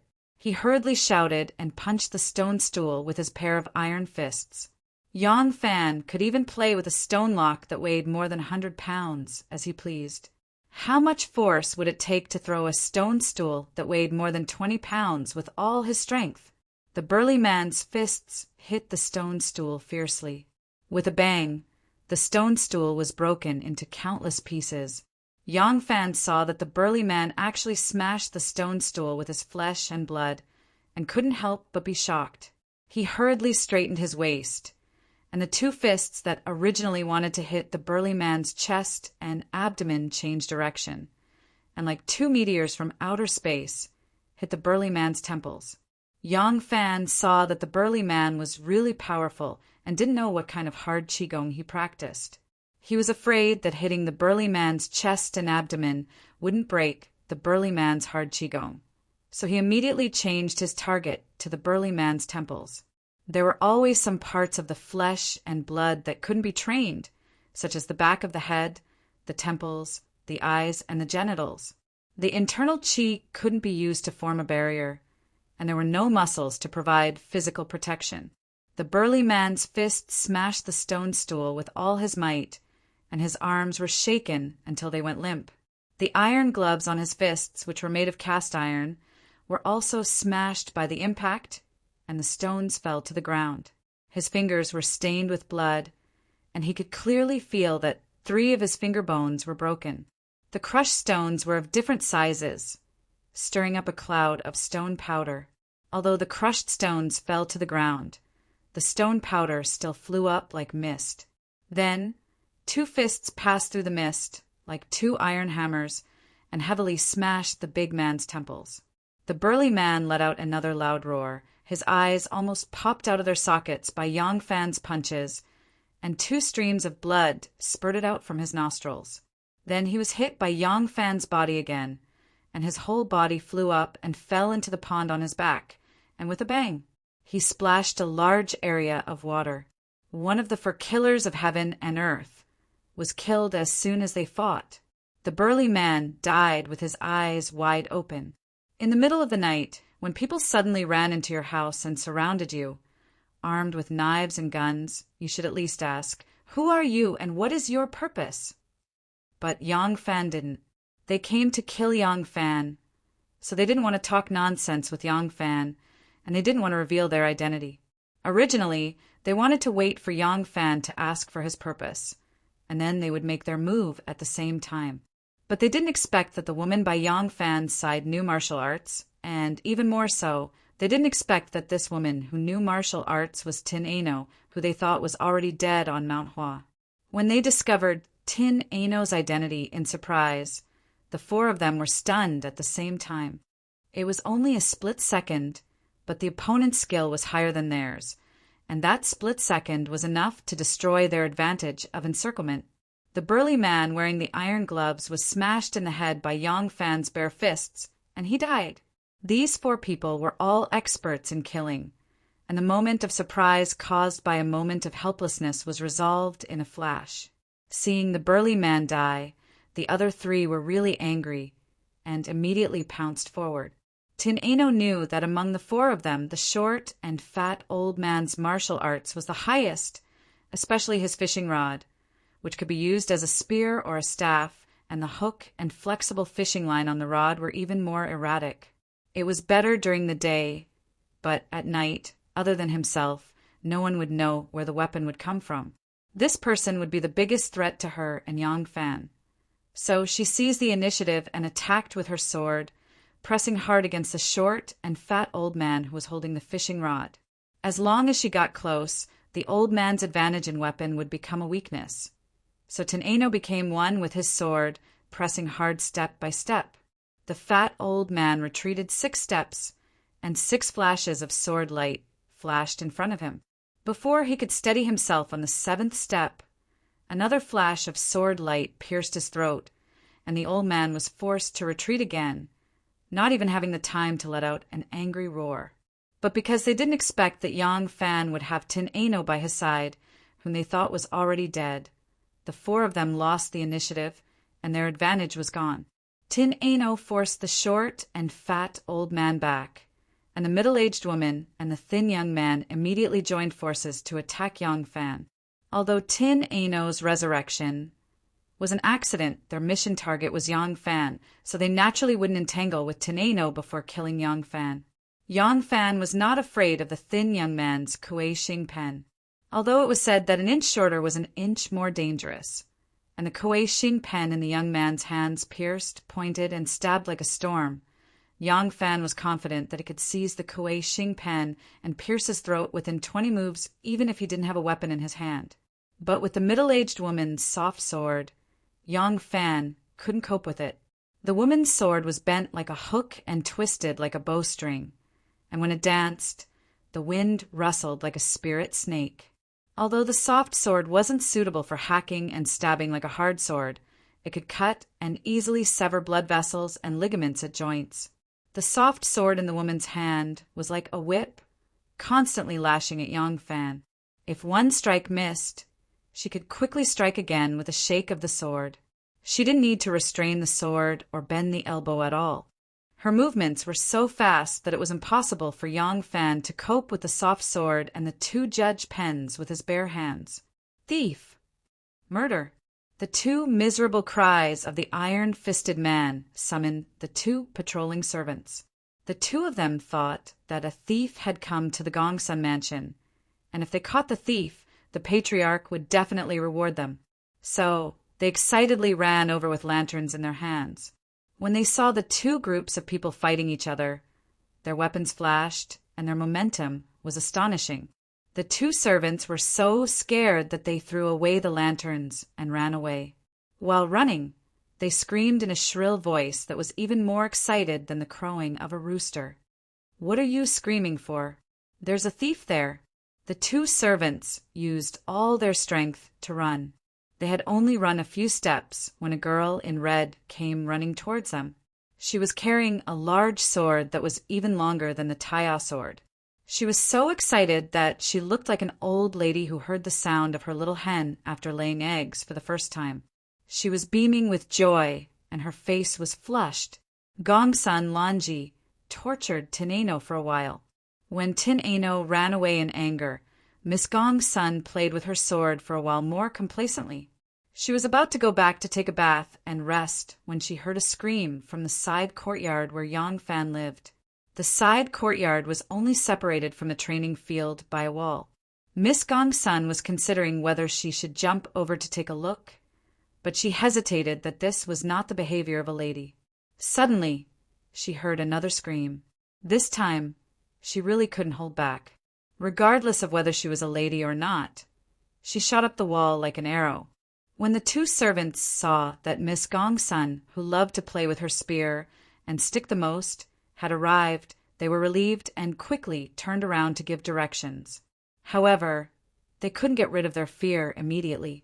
Their teeth chattered, and they couldn't say a word. Gongsun Lanji was so angry that she pushed them away. When she saw the situation by the pond, she immediately shouted with joy, "Ah, Nu Erling, you 2 are so disloyal. You didn't call me for such a good thing." Chapter 605. The moment Gong Sun Longi arrived, she became one with her sword and pounced towards the middle-aged woman wielding the flexible sword. Gong Sun Longi loved swords as much as her life. Seeing that the woman was also using a sword, she naturally chose her. The woman was playing with the snake when she saw a sword beam suddenly appear. It was like Ho-E shooting the sun, illuminating the 9 heavens. She could not help but be shocked. She hurriedly circled her flexible sword and headed towards Gong Sun Longi. With a kung sound, the 2 swords clashed. Gong Sun Longi landed on both her feet and said excitedly, "Good sword play!" Again. Gong Sun Longi brandished a long sword that was longer than the Tai divine sword and slashed at the middle-aged woman wielding the flexible sword. With the 2 of them fighting, the pressure on Yang Fan was greatly reduced. He immediately launched a counterattack against the thin youth wielding the Kuei Xing brush.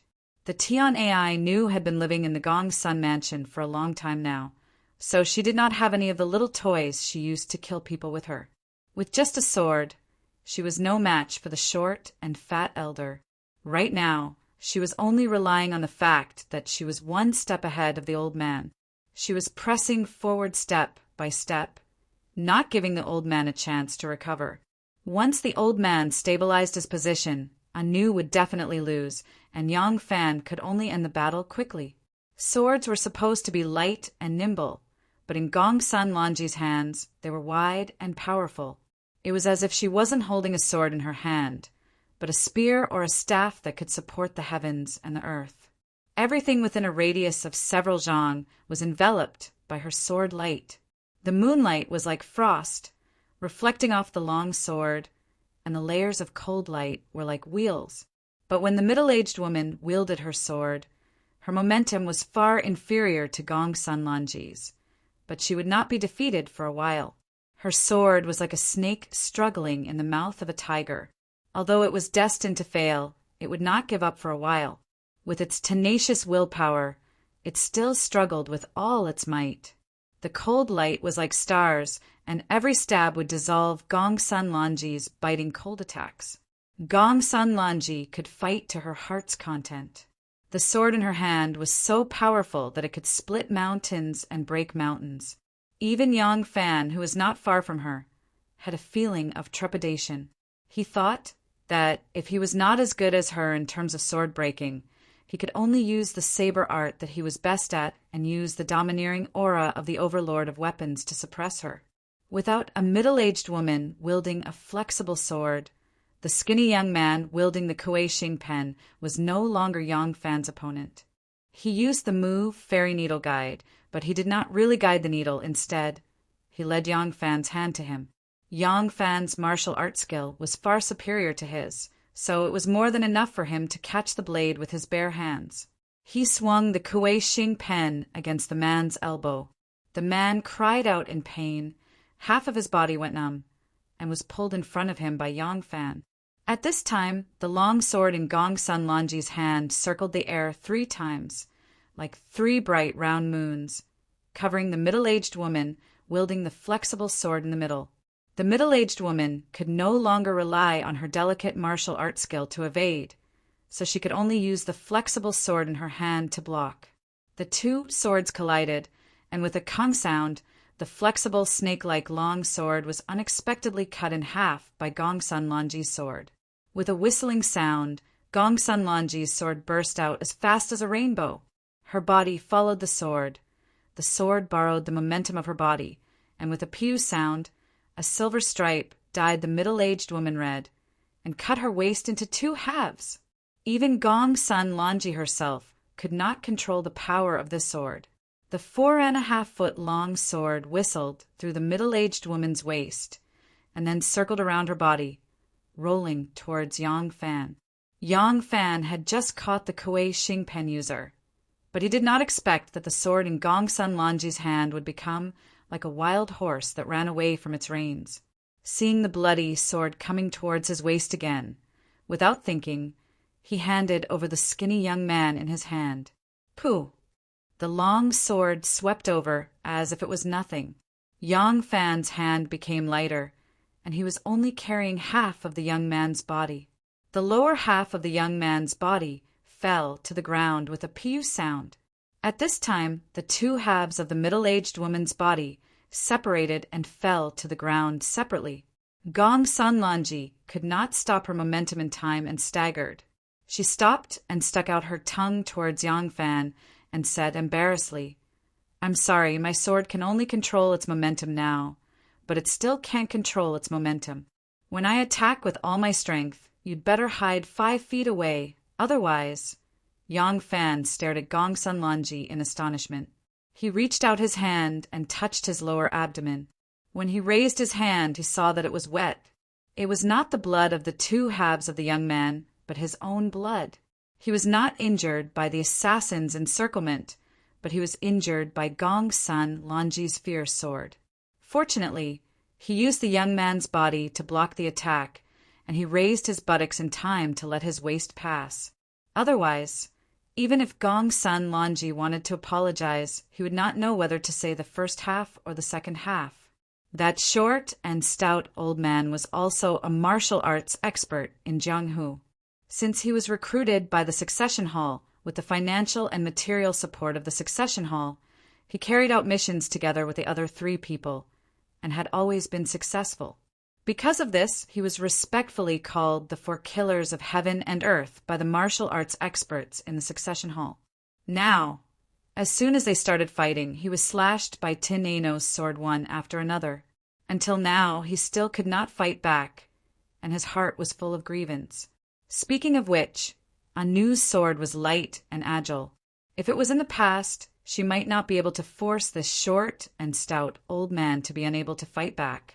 But these days when she sparred with Gong Sun Lanji, not only did her sword skills improve greatly, she also absorbed many of the strengths of Gong Sun's swordsmanship. If one wanted to be like a storm, one step ahead, one step ahead, one step ahead, and pressuring people to the point that they could not breathe, what was more suitable than Miss Gongsuin's fierce swordsmanship? When the short and stout old man saw that 2 of his 3 companions were dead, and the other fell into the lake and did not move again, he guessed that it was more likely that they were dead than alive. He alone could not fight against 3 people, so he immediately escaped into the forest. Gong Sun Lanji has been practicing swordsmanship since she was young, but it was her first time killing people. But it was unknown whether it was because her fierce and terrifying swordsmanship could arouse the murderous intent in people's hearts, or because she knew that these 4 people were carrying sharp blades and entering a private house at night and deserved to die.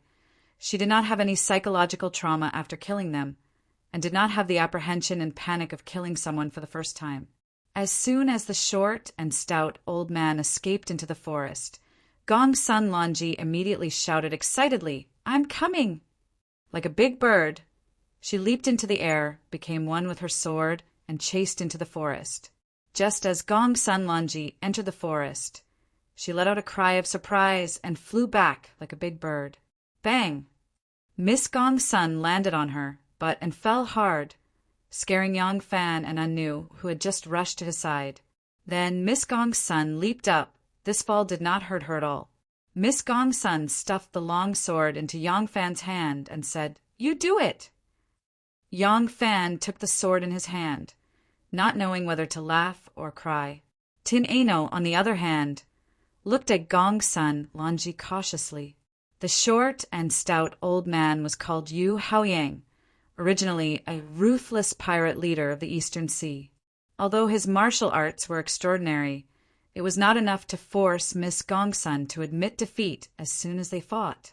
This Miss Gong Sun had always been competitive, but now she obediently handed the sword to Yang Fan. At this moment, the dense forest seemed to move even though there was no wind. Even the tree trunks began to sway. Yang Fan and the other 2 suddenly turned their heads to look into the forest. The forest was quiet except for the occasional wind that rustled the branches. The entire atmosphere was completely quiet at night when had there been any movement. If the external objects did not move, then their hearts were pounding.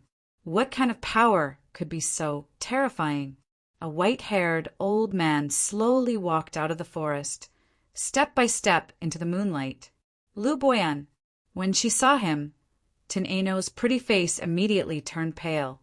If it was someone else, she would still have the confidence to fight, but this old man was definitely not her match. Lang Jun.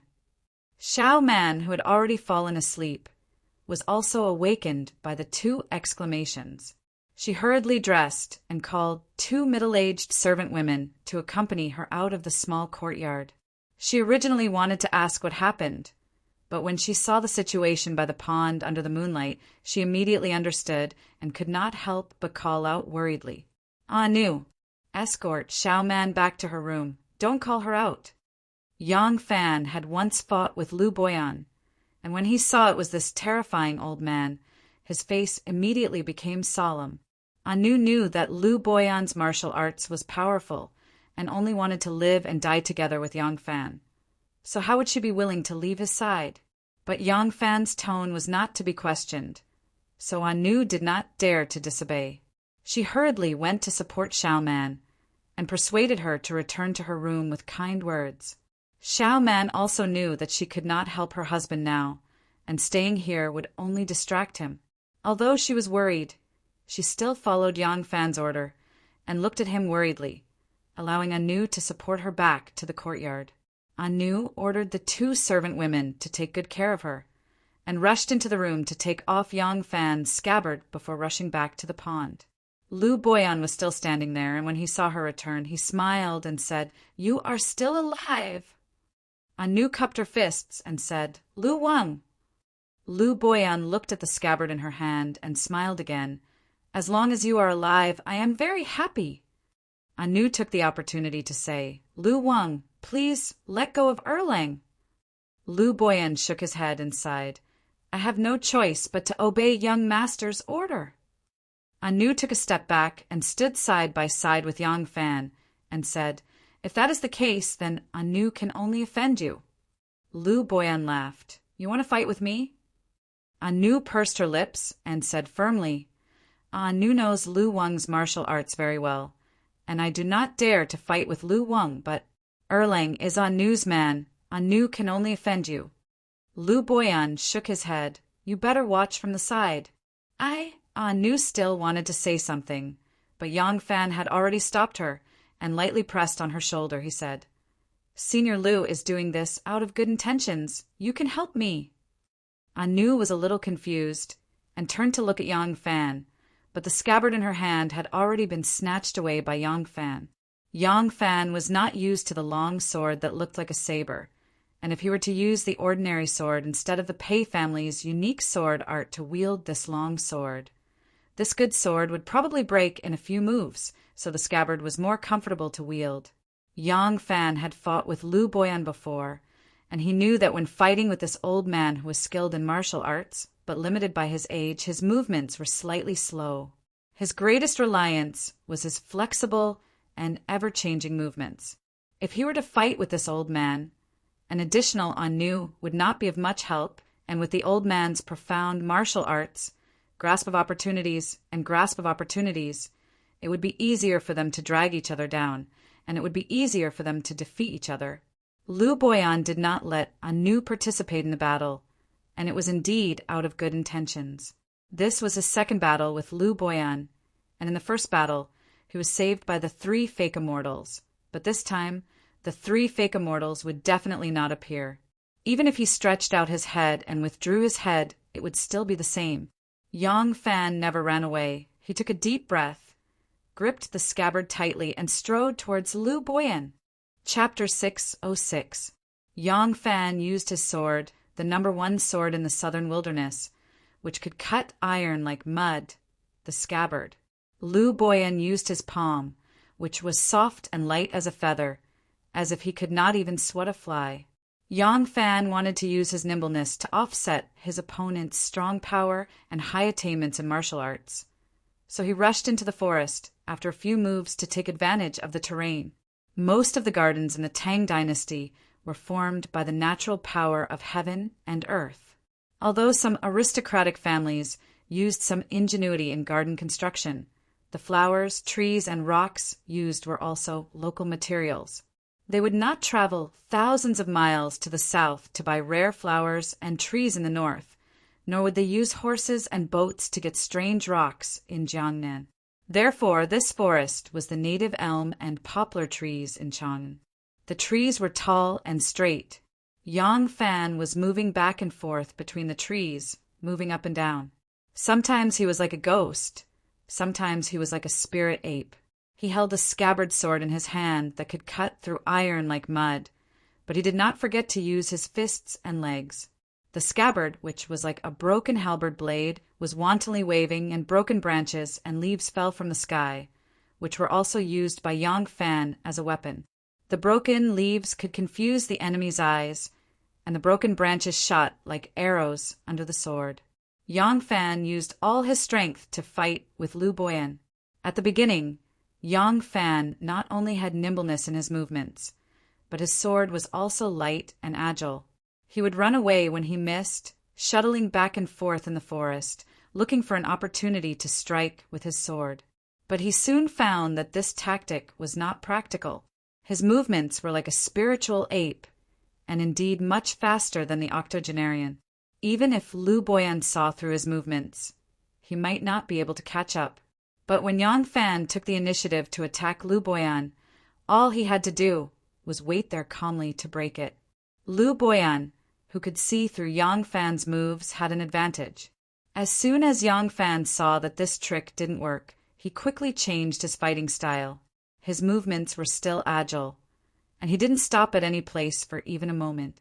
As soon as his feet touched the ground, he immediately moved away, not giving Lu Boyan any opportunity to take advantage of him.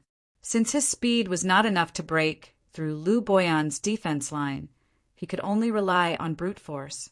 Therefore, Yang Fan used a sword with a long and narrow blade to launch a saber attack, a straight stab, a horizontal cut, and an oblique strike. Although his moves did not lose their flexibility, they were full of an indomitable momentum. So long as he was given an opportunity to attack, he would definitely use all his strength, and his moves would be firm and powerful. This wasn't a sword move at all, but a blade technique. However, Lu Boyan only had a pair of palms and no weapon in his hands, so Yang Fan didn't have to worry about destroying the treasured blade in his hands if he clashed head-on. Gongsun Lanji watched the battle between Yang Fan and Lu Boyan. Fan's mouth opened wider. She had always wanted to force Yang Fan to fight with her, but Yang Fan had always refused. If it was someone else, she might have thought that the opponent was not as skilled as her and was afraid to fight with her. But judging from the courage and eyesight that Yang Fan showed when he first stepped into the Gongsun residence, it did not seem like it, so she did not give up. Now she finally gave up. Yang Fan's martial arts were indeed better than hers. If the two of them really fought, she would lose without a doubt, unless her mother. Thinking of this, Gongsun Lanji's heart suddenly moved. With such a big commotion here, how could mother not know? Why hasn't she appeared yet? Yang Fan used all his skills, but still could not break Lu Boyan's defense. When his attacks were as sharp as needles, Lu Boyan's palms were like a pair of anvils. When Yang Fan's attacks were like a hammer, Lu Boyan's palms were like a ball of cotton. What was the use of a sledgehammer smashing into a pile of cotton? When Yang Fan's attacks were like a hammer, Lu Boyan's palms were like a ball of cotton. What was the use of a sledgehammer smashing into a pile of cotton? Sharpness cannot be relied on. Hardness cannot be relied on for long. Yang Fan's all-out attack could not be effective in a short period of time. So how could he persist for long? Actually, with his skills, if he had tried to escape from the beginning, he might not have fallen into such a predicament. But this fight was different from last time. Last time, his goal was clear from the beginning: to draw the enemy away, not to hurt one, and to find a chance to escape. But this time it was different. He was sitting at home, and a strange disaster fell from the sky. Young Master Jiang wanted to kill him. Now that he knew that Anu was still alive, and young Master Jiang wanted to kill him. This was a situation that would not end until he died. He could escape, but his woman, his child, and everything that he was willing to use his life to protect. How could he escape? If he could kill this strong enemy today, young Master Jiang would have one less power, and his family would have one more guarantee of safety. So he went all out from the beginning. But the result was that he put himself in danger. In the eyes of outsiders, Lu Boyan's palms were still as light as a feather, flipping up and down, flashing left and right like a pair of butterflies. But Yang Fan, who was in the middle of it, felt like a pair of heavy and powerful iron hammers. As long as he was hit once, it would be enough to break his bones and snap his tendons. Not good. Anu had been closely following their figures, but even if it was not night and they were not in the forest, with her eyesight, she could not easily see through the changes in the offensive and defensive strength of the two. Until now, she realized something was wrong, and hurriedly wanted to rush into the forest to help Yang Fan, but it was too late. Yang Fan's sword swung away, and his middle door was wide open. It was just a moment of weakness, but his body movement was not as fast as before, and he could not use the agility of his body movement to resolve this weakness. Lu Boyan raised his hand and slapped down on his chest. A slap as heavy as a mountain. If this slap hit, Yang Fan would be like the big tree that was slapped by Lu Boyan in the ancient gold garden. There would be no scars on the surface, but his internal organs would be shattered, and even the gods could not save him. As Lu Boyan slapped out, a figure of a person suddenly appeared in his mind. Leopard eyes, red beard like a dragon, a majestic figure like a mountain. Thinking of that person, the palm that he slapped out suddenly trembled, and the force of the palm slightly lowered, avoiding the vital point on the left side of Yang Fan's chest, and also reduced the force by 30%. He had long been sure that Yang Fan must be that person's descendant, and thinking of that incense, how could he bear to kill him? But young Master Jiang grew up under his care. Although young Master Jiang regarded him as a servant, he regarded young Master Jiang as his own grandson. This person was young Master Jiang's mortal enemy. How could he let him go? Lu Boyan struggled in his heart, and this palm of his reduced force, thinking that it would be better to beat Yang Fan into a bedridden cripple for the rest of his life. Lu Boyan's palm pressed down. His fingertips had just touched Yang Fan's chest, and the force was about to be released. But suddenly, like a startled rabbit, he jumped more than 10 feet away. Both his palms crossed, and his feet were in a straight line, as if he was facing a formidable enemy. Yang Fan was only pressed by his fingertips, as if his chest was hit by a hammer. He spat out a mouthful of blood and flew backwards. Before his body landed on the ground, he was caught in the arms of Tineno, who rushed over to help. Anu anxiously shouted, "Erlang, how are you?" Yang Fan clenched his teeth, forcefully swallowed back the mouthful of sweet blood that gushed up to his throat, and said in a low voice, "Don't worry, I won't die." Lu Boyan stared at the spot where he had just been standing. There was no one there. He looked forward and saw that about 10 feet away from where he had been standing, there was a tall and cold figure leaning quietly against a tree. The figure slowly walked out from the shade of the tree. The moonlight reflected on her face. Gongsun Lonji joyfully shouted, "Mother!" The person who came was Aunt Pei. Just like when Lu Boyan appeared just now, the murderous aura hidden in the bottom of his heart aroused a strong feeling in the hearts of Yang Fan and the others, as if the whole forest shook violently. Lu Boyan had a stronger feeling than them just now. He felt a thick and overbearing sword light chopping straight towards his neck, until now he knew that it was not a real sword, but an invisible and intangible murderous aura of this graceful, noble woman. The noble woman's eyes were like ice, staring coldly at Lu Boyan.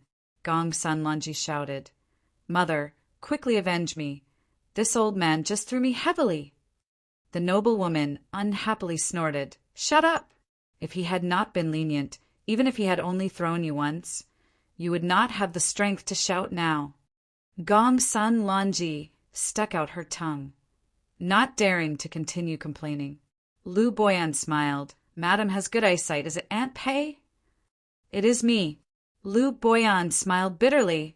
"I have long heard that the Pei family swordsmanship is unparalleled. This old man came here to avoid as much as possible, not wanting to compete with Madame Pei. But who would have thought that Aunt Pei would come? Can the two of us not fight? Yes, Lu Boyan had just rejoiced when he heard Aunt Pei coldly say, "Stretch out your neck. Let me chop it with my sword. Whether you live or die, we can stop fighting." Lu Boyan's face was bitter. So, Aunt Pei is determined to settle this feud. Nonsense. You can kill my family's guest just because you want it?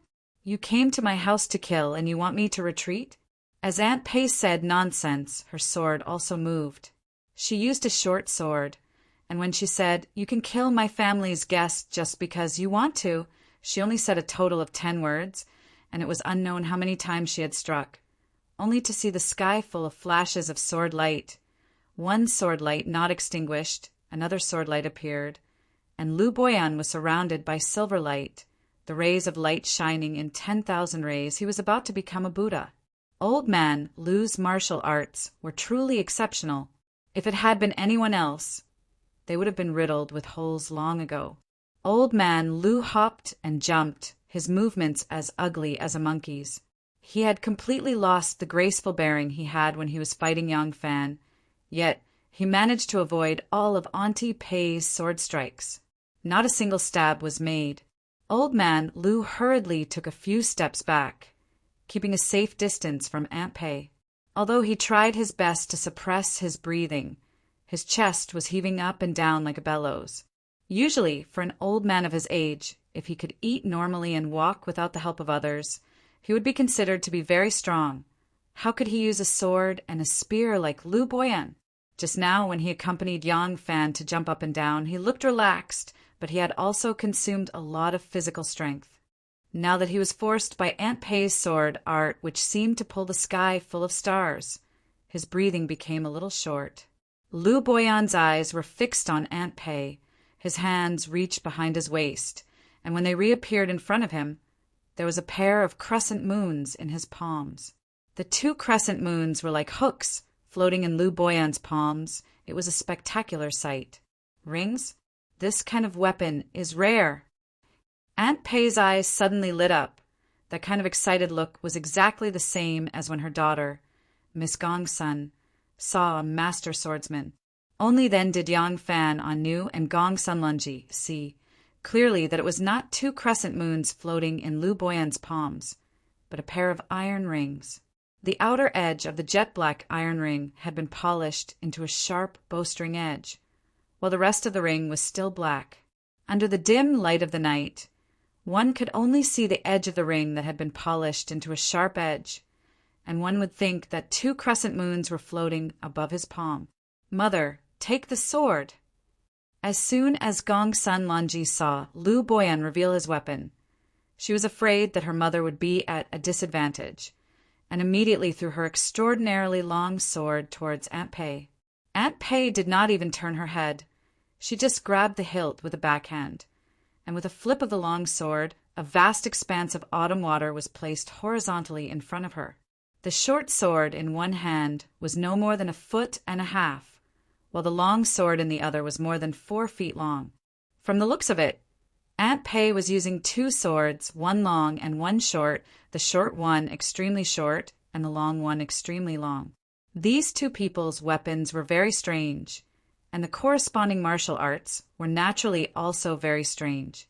This was a real battle between masters. If Yang Fan could clearly see the whole process of the 2 people fighting, his martial arts attainment would certainly be greatly improved. Unfortunately, the night was dark, and Aunt Pei and Lu Boyan were fighting in the forest, sometimes under the shadow, sometimes under the moonlight. The 2 people's movements were extremely fast, and the changing of moves was also too much for the eye to take in. Yang Fan and the other 2 people, standing at the edge of the forest, could not see clearly at all, and could only treat it as a show. At this time, Lu Boyan was just like Yang Fan, with ingenious and agile movements. He danced the sharp edges of the 2 rings. Originally, it was a pair of crescent moons, but when he danced, it became a full moon, and Lu Boyan looked like he was dancing between the 2 bright, full moons. The sleeves of his clothes fluttered, and the bright moons flew around. It was extremely strange and beautiful. And Aunt Pei, who spent all day in the temple, had long cultivated to the point where she was no longer tainted by the mortal world. But the two swords in her hands, one long and one short, were like two meteors piercing through the sky, persistently chasing after the two crescent moons, sometimes exploding into a sky full of stars. The momentum of the sword was fierce and overbearing. Her posture was as elegant as a sword immortal, but the pair of swords did not have the slightest bit of elegance. Instead, they were extremely overbearing, extremely powerful. Yang Fan, Anu, and Gong Sun Lanji stood at the edge of the forest, nervously watching the two meteors chasing after the two crescent moons. While their eyes were busy, Lu Boyan shouted loudly, waved the two rings, and retreated hastily. The two small, bright moons protected his body as he slowly moved away, and in a moment he disappeared without a trace. Only Lu Boyan was left in the forest, exclaiming in admiration, "What a good Pei family! Swordsmanship!" Aunt Pei stood in the forest, her long sword slightly hanging down, a bloodstain attached to the long sword, like a flowing shadow, quickly moving to the tip of the sword, and then immediately dripping onto the grass. The light of the sword was as bright as snow, still like a pool of autumn water. Yang Qin is still the best. Gong Sun Lanji rushed into the forest, hugged Aunt Pei's arm, and said happily. Aunt Pei asked coldly, "Who are they?"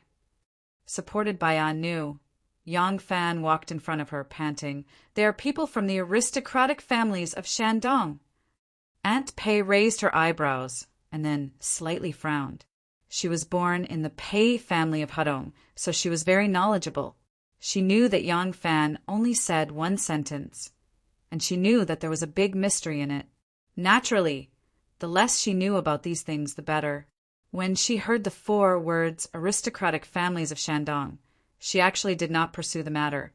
Instead, Gong Sun Lanji heard it and said indignantly, "The aristocratic families of Shandong are so overbearing.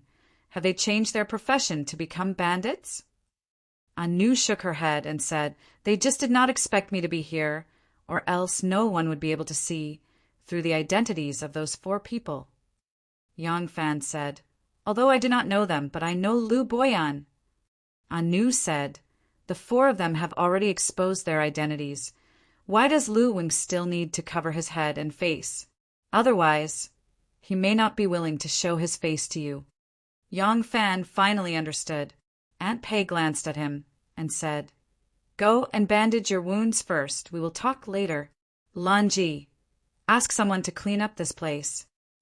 Anu supported Yang Fan to leave, but Yang Fan was suddenly shocked, and a feeling of uneasiness arose in his heart.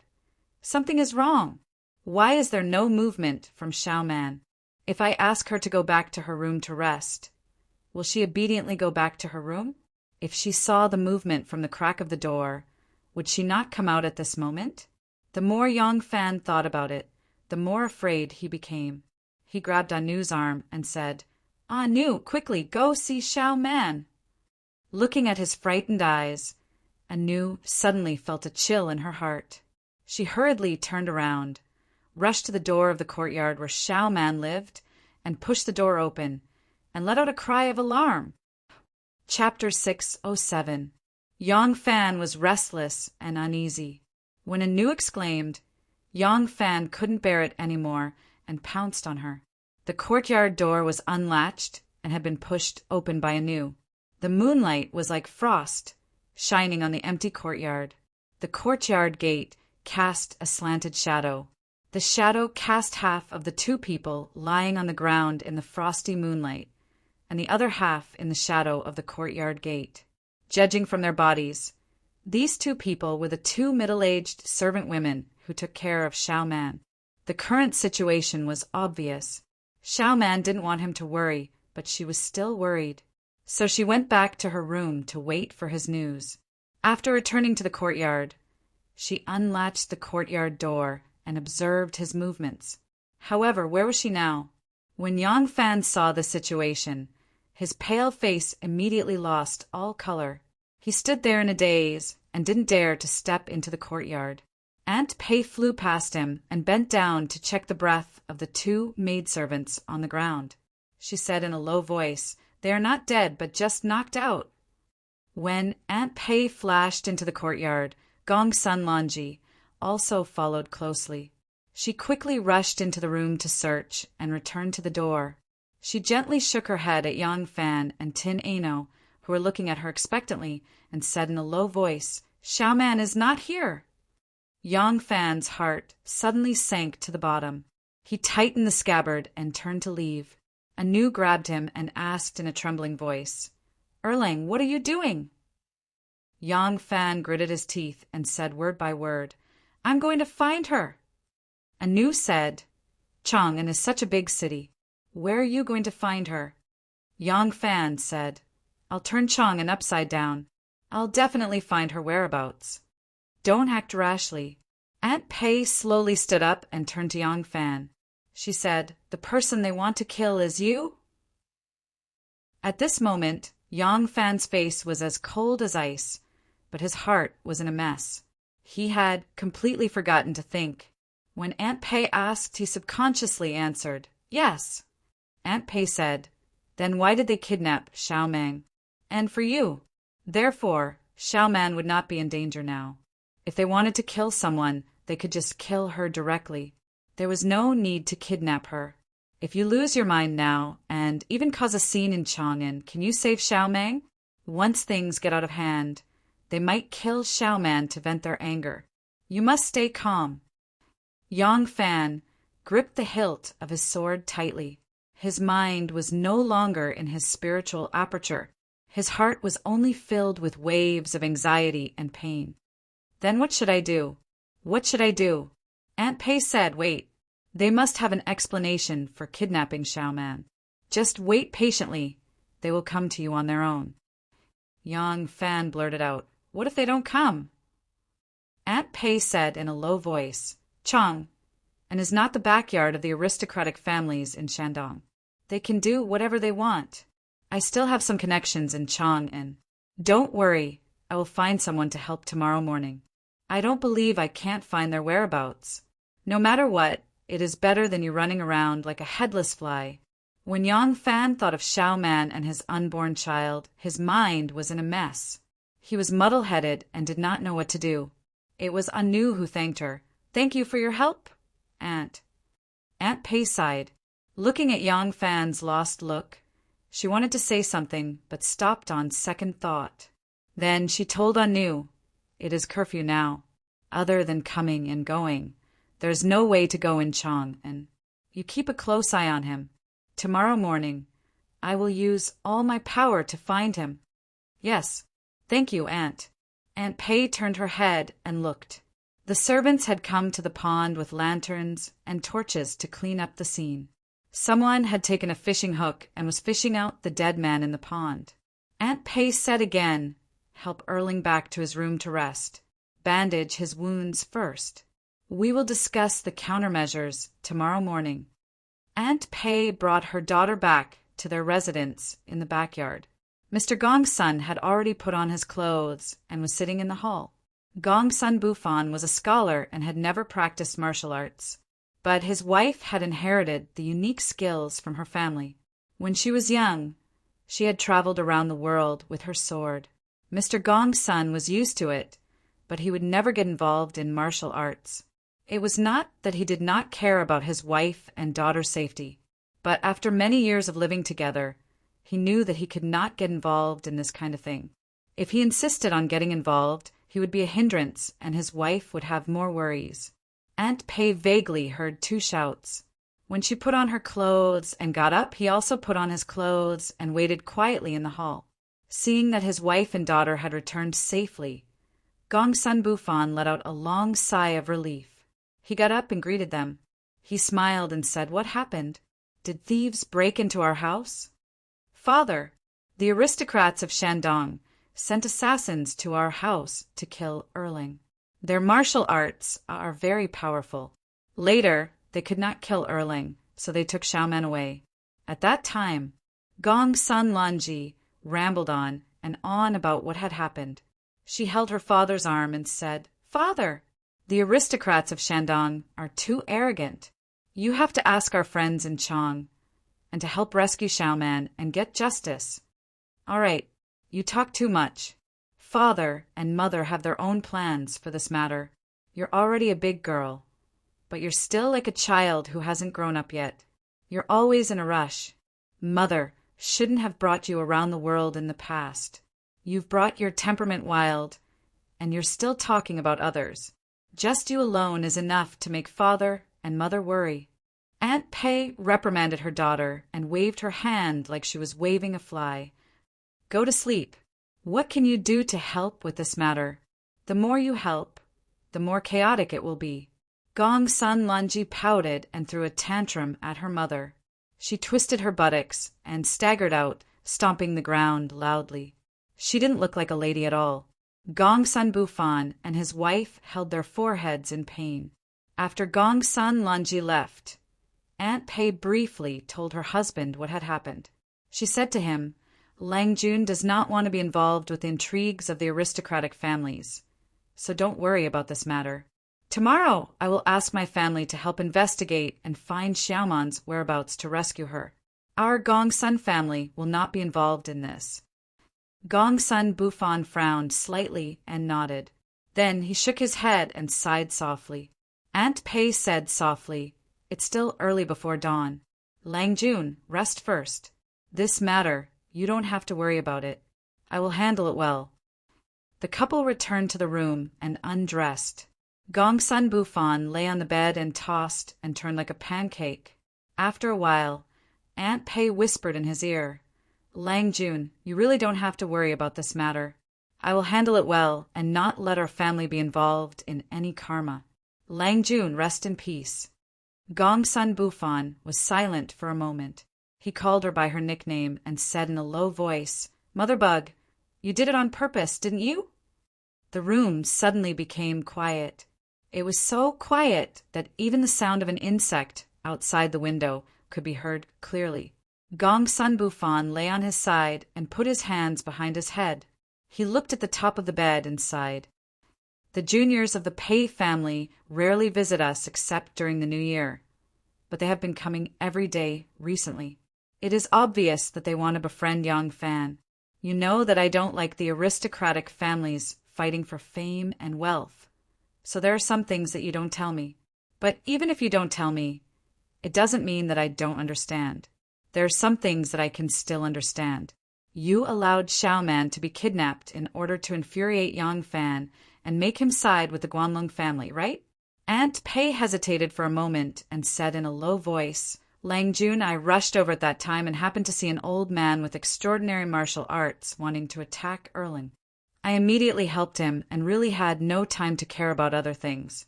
I don't know about Xiaoman." "Shut up!" Gong Sun Bufan suddenly sat up. Although the tent was dark, his eyes were bright and his face was full of anger. "You can hide things from me that I don't want to know, but you can't lie to me." Aunt Pei quickly sat up and said in a low voice, "Lang Jun." Her voice was slightly trembling. She was actually a little timid. Aunt Pei was an extraordinary person of her generation. She had outstanding swordsmanship and rarely had enemies in the world. But when this weak husband of hers got angry, she couldn't help but be terrified. She lowered her head and didn't dare to say a word. Gong Sun Bufan said angrily, "You saved his life. This is kindness. Yang Fan is a person who can distinguish right from wrong and can distinguish kindness from hatred. Will he not remember this kindness? Will he return this kindness to your Pei family? Why plot against him? Although Xiaoman has only been in our family for a short time, I treat her like my own. Lanji also treats her like a sister. What about you? Do you really not love that child in your heart?" Aunt Pei said in a panic, "Whether it's Guanlong or Shandong, there are many places that need Yang Fan's help. Tonight's assassination is definitely not the unanimous opinion of Shandong's aristocratic families. Even if the Guanlong family doesn't do anything tomorrow, there will be disputes among the aristocratic families in Shandong. Although Xiaoman has been kidnapped, her life won't be in danger. I can guarantee Lang Jun. Shut up. Gong Sun Bufan was usually smiling and had a good temper. But when he was angry, he was like a thunderbolt. He angrily hit the bed and said, Xiaoman is still pregnant now. Once something happens to the child in her womb in panic and fear, how can your husband feel at ease? You obviously love Xiaoman. But when it involves the interests of your Pei family, you can be so heartless? Auntie Pei explained in a low voice. When the situation was urgent, I rushed over and understood the cause and effect of the matter. I did see that short and fat assassin sneakily kidnapping Xiaoman. But because I was sure that their target was still Yongfan, they definitely wouldn't hurt Xiaoman. Moreover, if it happened tomorrow, even the aristocratic families in Shandong would be furious. They might even take the initiative to send Xiaoman back. That's why I beat them at their own game. If there was a slight possibility of hurting Xiaoman, I wouldn't stand by. After all, the Pei family is my maiden family and they value Yongfan very much. Get out. I don't want to see you now. Gong Sun Bufan pointed to the door and shouted, Get out! When Aunt Pei saw that her husband was angry, she didn't dare to say more and timidly got off the bed. A woman couldn't sleep on the inside of her husband, lest she had to step over him when she got up at night. So she slept on the outside, so it was convenient for her to get out of bed. Gong Sun Bufan said angrily, Gong Sun Bufan, will never learn to be selfish like those so-called aristocratic families.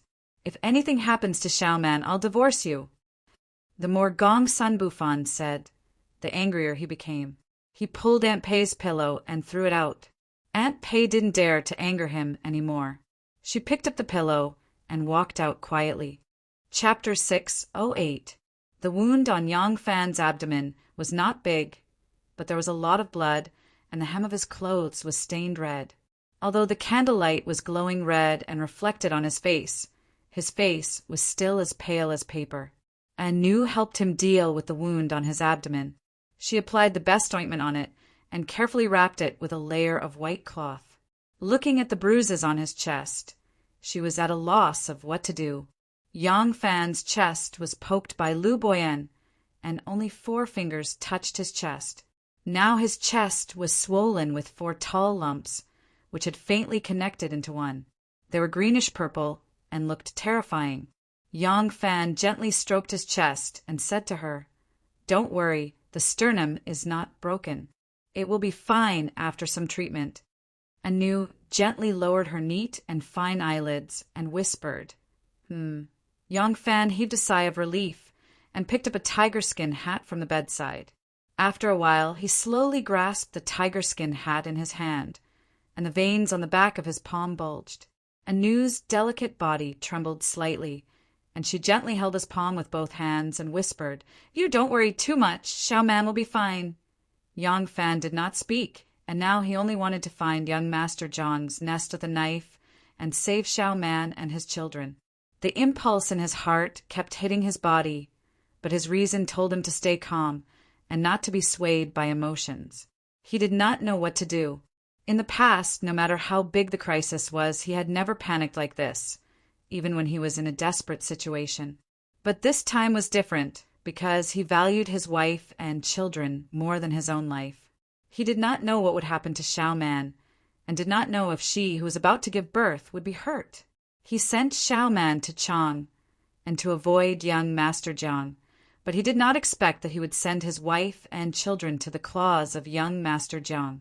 Thinking of this, he felt as if his heart was being cut by a knife. Anu squatted in front of his knees. Her nose suddenly turned sour and hot tears rolled down. Yongfan felt a little warm on the back of his palm, and when he looked down, Anu was crying. Hot tears fell on the back of his palm.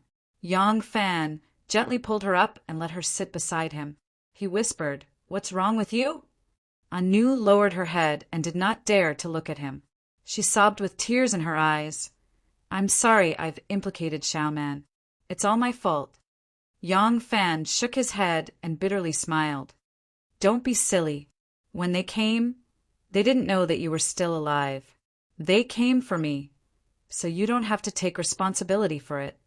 Anu choked with sobs as she said, I know, But if you weren't determined to go against young Master Jiang for me, he wouldn't have. Yang Fan said, "It has nothing to do with you. My Tao and his are different, but there is only one Tao that can be achieved. If we both wish to achieve our own Tao, we will inevitably become mortal enemies." From the moment I decided to walk the same path as Shen Mu, young Master Jiang and I were destined to be enemies. Even if I've never known you, something like this would still happen tonight. If it wasn't because you were by my side tonight, and if it wasn't because your resurrection stunned the 4 assassins for a moment, I might have already died under their encirclement. Yang Fan wiped away her tears and said softly, "In my heart, Shaiman and my child are my dearest loved ones. I can give my life for them, and so can you." Anu hugged him tightly. Her tears flowed even faster, but her heart was much lighter. She cried for a long time until her tears soaked Yang Fan's shoulder. Then she gently let go of Yang Fan and said in a low voice, "I have followed him since I was a child, and I know his temperament very well. He has always been arrogant, and the way he kidnapped people's wives and daughters is really not like him." When Anu said this, she was afraid that Yang Fan would misunderstand, so she hurriedly explained, "I'm not defending him. I just think kidnapping Xiaoman is probably not his idea, but his own decision after the failure of the 4 murders of heaven and earth. If this is the case, then it is unlikely that Xiaoman will be hurt." Yang Fan was silent for a moment and slowly said, "You are wrong. If Xiaoman's kidnapping is not his idea, I will be worried." "Huh."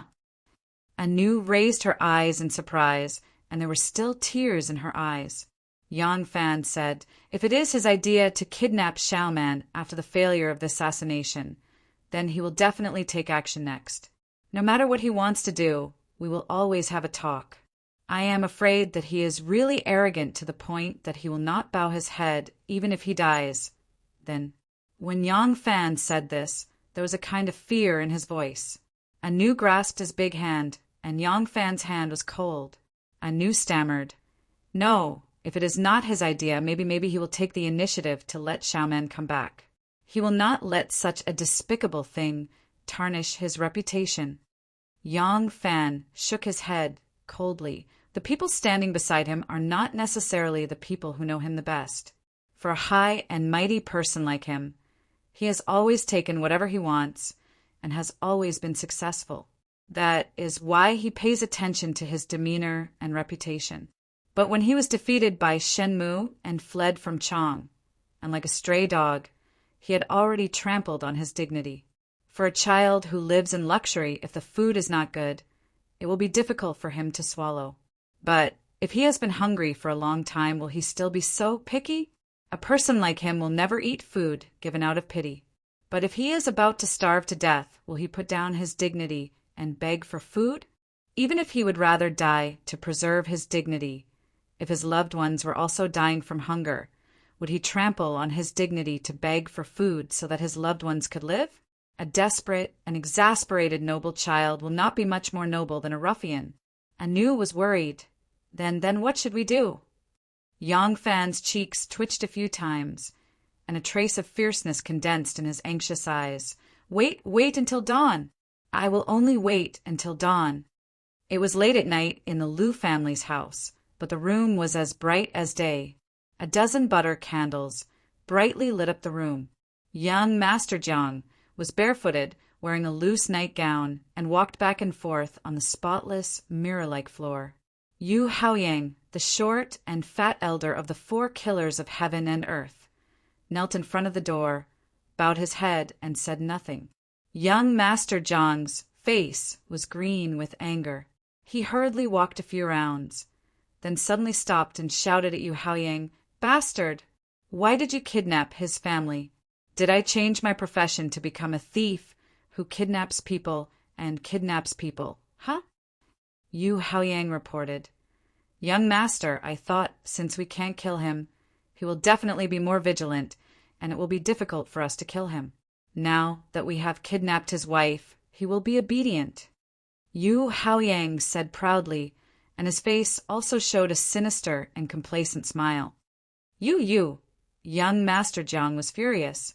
He pointed his trembling finger at Yu Haoyang and stammered, You, for a long time.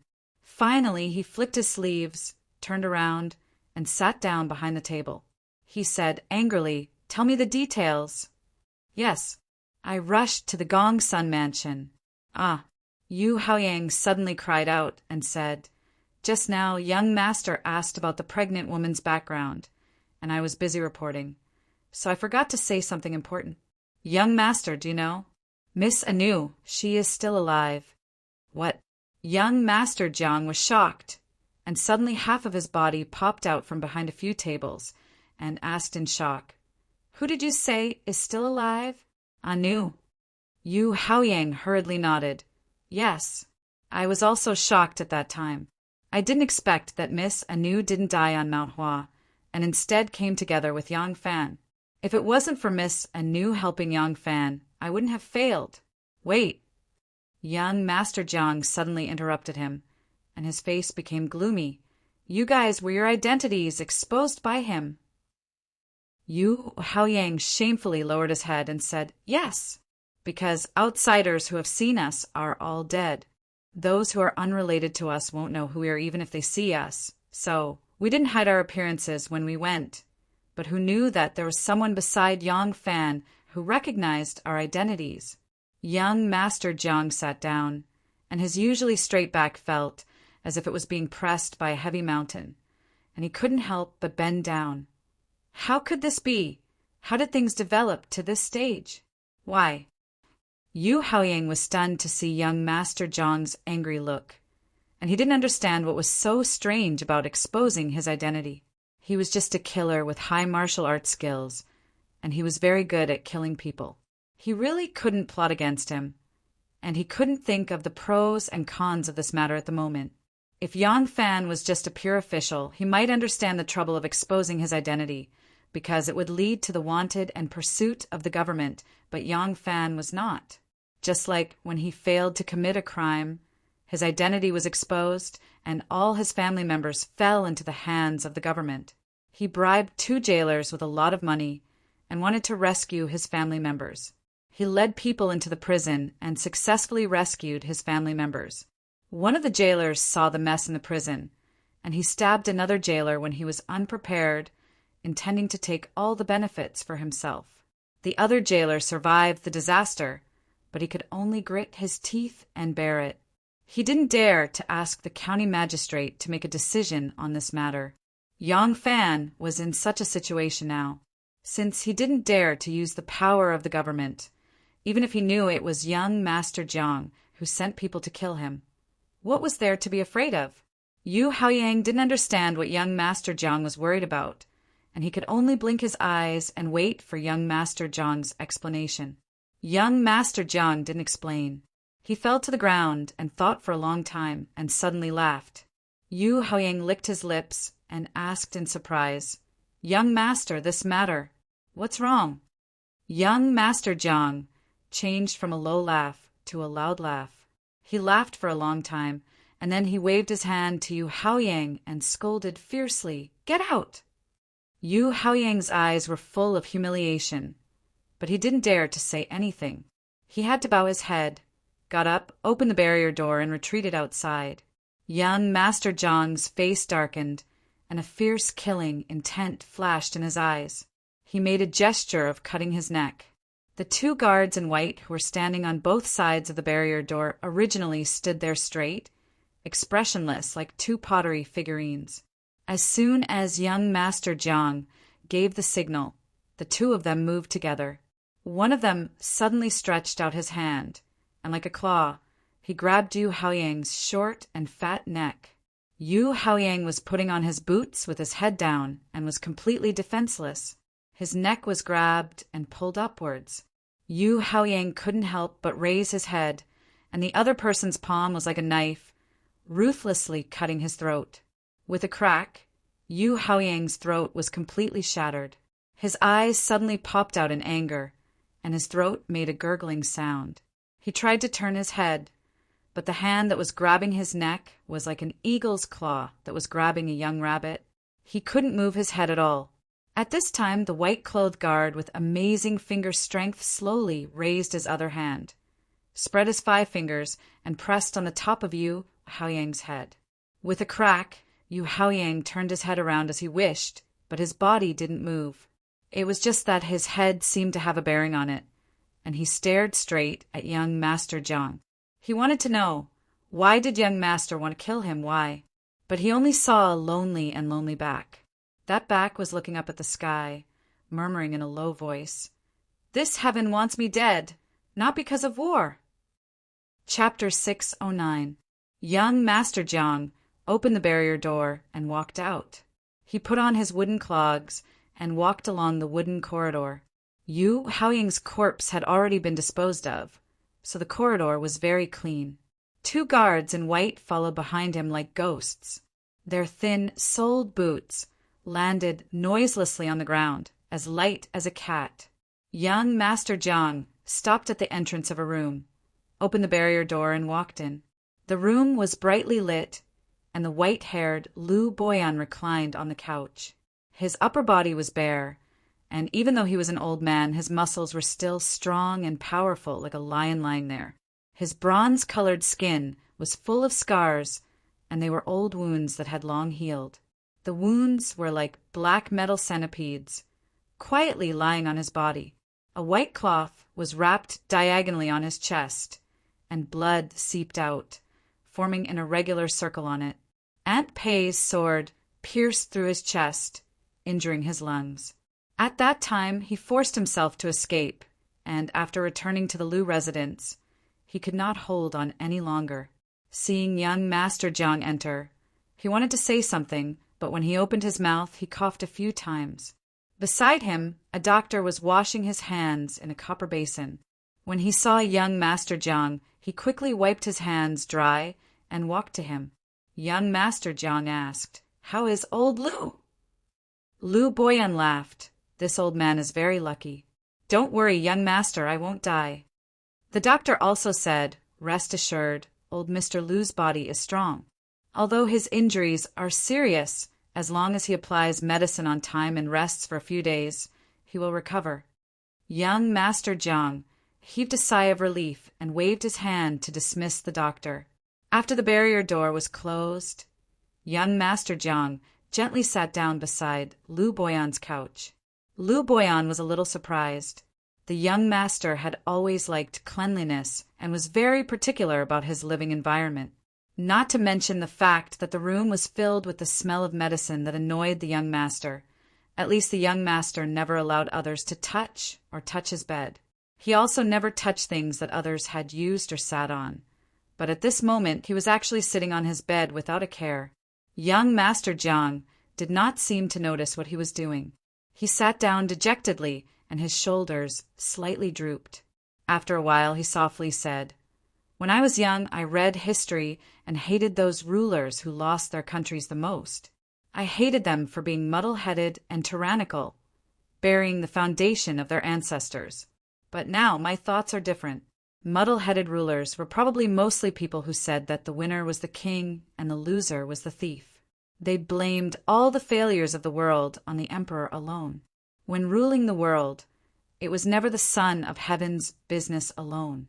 When the country collapsed, it was all the son of heaven's responsibility. He, who could understand the regret and pain of wanting to kill the enemy but being unable to reverse the situation, who could understand the sorrow of leaving the temple in a hurry, of having one's country destroyed and one's home destroyed. If the right time, the right place, and the right people don't help you, when you run out of luck, even if it's those founding emperors, they would still be helpless." Lu Boyan frowned and struggled to sit up. He asked worriedly, "Young master, what's wrong?" Young Master Jiang shook his head sadly and continued to talk to himself. "The succession hall was built by me. In the beginning, it was only a place for the aristocratic families to exchange ideas, unify opinions, and work together. It was me who made it grow step by step. Not only did it become an indispensable place for the aristocratic families to create wealth and absorb talents, but it also gradually became independent and became an aristocratic family among the aristocratic families."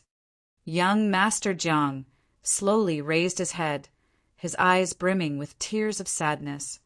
Today, it's about to break away from my control.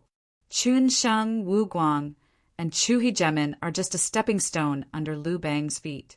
18 rebellious kings come one after another just to help Li Yuan achieve his hegemony. I thought I was the son of heaven, but sadly I'm just the Chun Sheng Wu Guang and Chu Hegemin. I'm just a rebellious king paving the way for Li Yuan. First, Shin Mu took away half of my country, and now those old guys are planning to take the other half from me and hand it over to a young boy. Young Master Jiang gritted his teeth, the muscles on his cheeks twitching. Young Master. Liu Boyan put his hand on young Master Jiang's arm. He suddenly remembered that young Master was very clean and didn't like people getting close to him. He quickly retracted his hand and comforted. Young Master, I've taken care of you since you were young and watched you grow up. Young Master is a descendant of an aristocratic family. Deep in his bones, you have the same arrogance that ordinary people will never have. But young Master is completely different from those aristocratic families who rely on their family background and only know how to talk.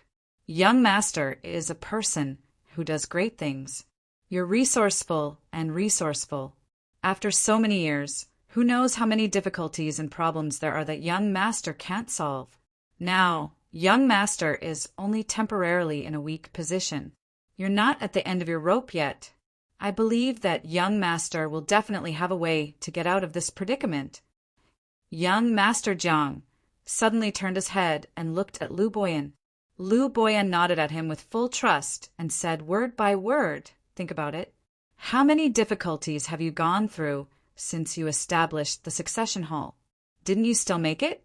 Although this old man can't think of a way, this old man still has a body full of strength and a life. Young Master, if you have any plans, just say the word. Liu Boyan will go through water and tread on fire without hesitation. Young Master Jiang was stunned for a long time. His eyes gradually lit up, and for a moment they were even brighter than the candlelight on the table. That's right. As long as you put your heart into it, there will always be a way.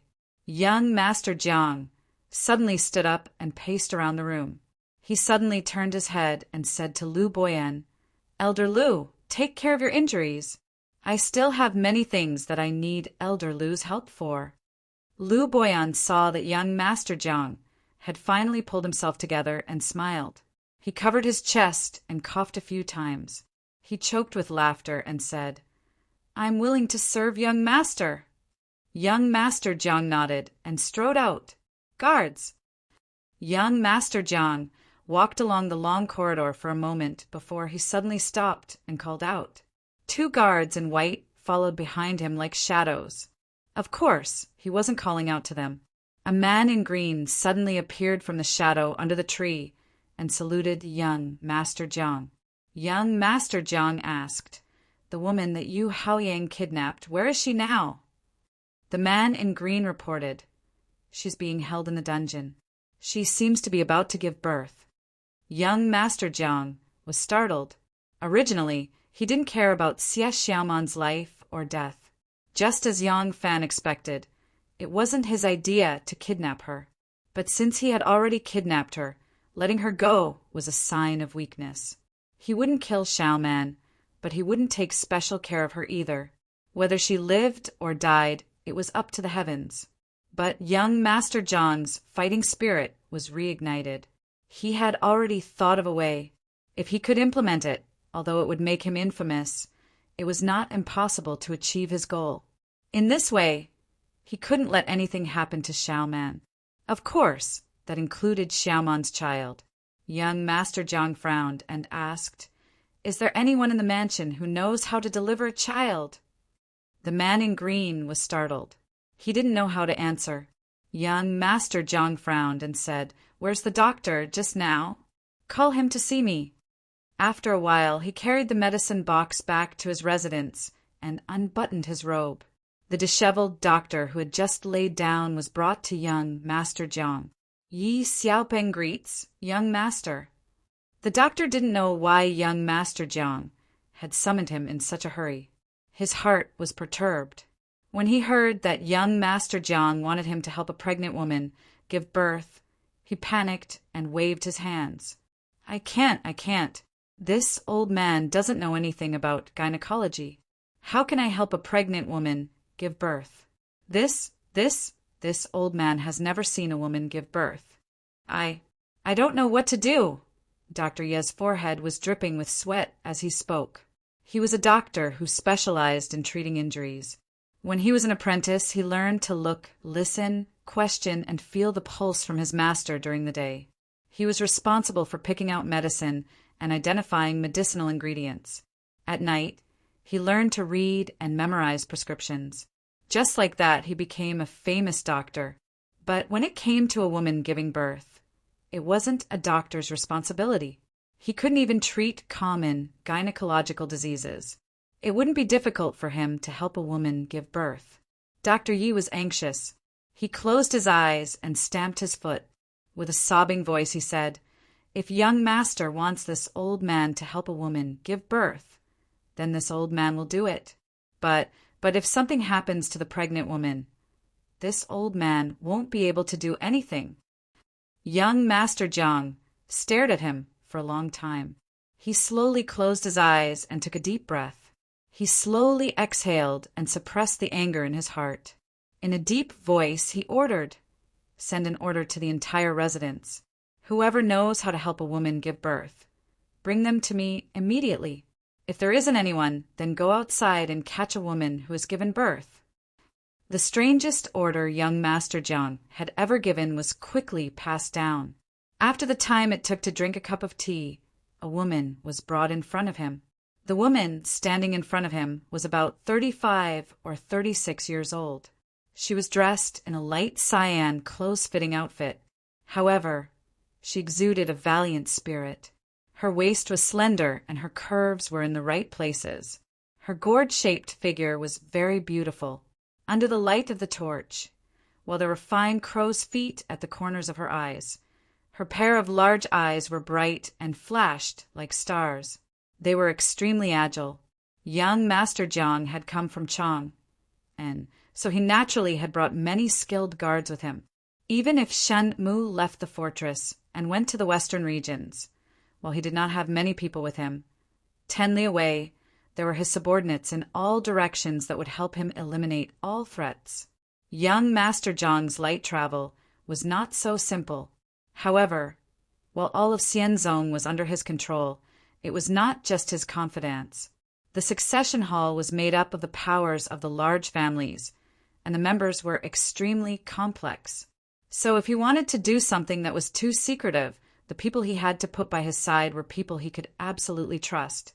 This woman was the person that had been placed on the outside to guard the Lu residence. Naturally, she was not his confidant. However, he did not need to worry that this woman would detect something just because she was helping a pregnant woman give birth. Right now, he did not have time to find a more suitable woman. At this time, he was standing at the door to the prison. He could clearly hear Xiaoman's pained shouts. Young Master Jiang frowned as he looked at the woman in front of him. He said in puzzlement, "How come I have never seen you before?" This woman in her 30s who had the eyes of a young girl and was full of energy replied, "This subordinate is not usually like this. Young master naturally does not know me. And you are good at killing." Young Master Jiang stopped. He coughed and said, "I mean, you know how to deliver." "Oh, this subordinate knows how to deliver. There is a woman in this prison who is about to give birth. Yes, I want the mother and child to be safe. This subordinate will do her best." The iron door suddenly opened behind young Master Jiang. The blue-clothed female assassin charged in. A moment later, a shocked exclamation came from inside. "This woman is having a difficult birth." Young Master Jiang's feet gave way, and his expression instantly became ugly. Chapter 610. Wah! The loud cries of a baby woke up the dawn. The group of people guarding the entrance of the dungeon all breathed a sigh of relief at the same time. These people were all heroes from the 3 mountains and 5 peaks. They had been recruited by young Master Jiang. Their only mission in life was to kill. Each of them had taken countless lives, and each of them was a devil who killed without blinking an eye. However, it was these great devils who killed without blinking an eye who gathered here for the first time for a woman giving birth and the birth of a newborn. Listening to the cries of pain from the pregnant woman, they clenched their fists tightly and worked with her. Their foreheads were covered in sweat. When the female assassin in charge of the delivery shouted, "Difficult labor!" the pregnant woman has already fainted. They were also frightened and on edge. At first, they had gathered here only because they knew that this pregnant woman and the baby she was about to give birth to were of great use to young Master. Whether young Master would be at the end of his rope or come back from the dead largely depended on this woman and son. In their hearts, they only treated this pregnant woman as a bargaining chip. However, after standing at the entrance of the dungeon for an entire night and listening to the female assassin shout out the current situation of the pregnant woman from time to time, listening to the hardships and pain of the birth of a new life, their minds were unknowingly attracted. They gritted their teeth and breathed rapidly together with Xiao Man, who was in unbearable pain. When the loud and powerful cries of the newborn came out, they also heaved a long sigh of relief as if a huge burden had been lifted off their shoulders. All of them were beaming with joy. They were already used to sending people to death. This was the first time they were facing a new life. This incomparably long night was undoubtedly a baptism and an enlightenment for them. Young Master Jiang sat cross-legged in his room, thinking over and over again about the possibility of turning the situation around. The chances were slim, but it was not completely impossible. The only variable now was whether Xiao Man and her daughter were dead or alive. However, no matter what, there was one thing that needed to be done immediately: evacuate at dawn. After thinking for a long time, young Master Jiang slowly opened his eyes, picked up the bell on the table and shook it. The barrier door opened, and a guard in white stood solemnly at the door. Young Master Jiang said, "Pass down the order. Quickly make preparations. Once the city gate opens, everyone is to leave and return to Luoyang." "Yes." The man in white bowed, but just as he bent down, he was pushed away by someone. The beautiful female assassin walked in weakly from the outside. She was sweating profusely, as if she had just been fished out of the water. She bowed to young Master Jiang and said, "Young Master, I fortunately didn't disappoint you." However, young Master Jiang's spirit was lifted at first, but when he heard her say "but," he became a little nervous. He hurriedly asked, "What's wrong?" Probably a few months ago, there was a fixed vendor under the locust tree opposite Gongsun Buffon's mansion. This vendor only sold freshly made cakes. The cakes he made were bright and moist, soft and sweet, with a strong aroma. Not only did the children in the alley like to eat them, even the adults often bought a piece to try. Because he set up his stall early in the morning, some lazy women who were too lazy to cook in the morning would buy a piece of cake from his stall. They would add hot water and boil it, turning it into a thin porridge similar to 8 Treasures porridge. It was used as breakfast for the whole family, so his business was quite good. Early this morning, the vendor appeared under the locust tree on time again. He set up the big clay steamer and put the red dates first, followed by the raisins, glutinous rice, and then the red dates layer by layer methodically. There was already a charcoal fire under the clay steamer, but the steam had yet to rise. Cakes needed at least 4 to 6 hours to be steamed. This jar of cakes that were being made was to be sold in the afternoon. There was also a piece of cake left to cool on the chopping board. It was made at home last night and was sold early in the morning. The main gate of Gongsun Manor opened, but the vendor didn't even raise his head. He only focused on his business. Yang Fan wore a dark green robe with a narrow blade hanging from his waist. It was the most common kind of steel. He walked up to the vendor like a tall and straight pine tree. He used a pair of earth-grabbing tigers to forcefully knock on the ground. The vendor put on the most common smile of a businessman. He blinked his small eyes that still had some eyesores and said, "Sir, you woke up too early. Do you want to buy cakes?" Yang Fan's voice wasn't loud, but it was like the low roar of a lion.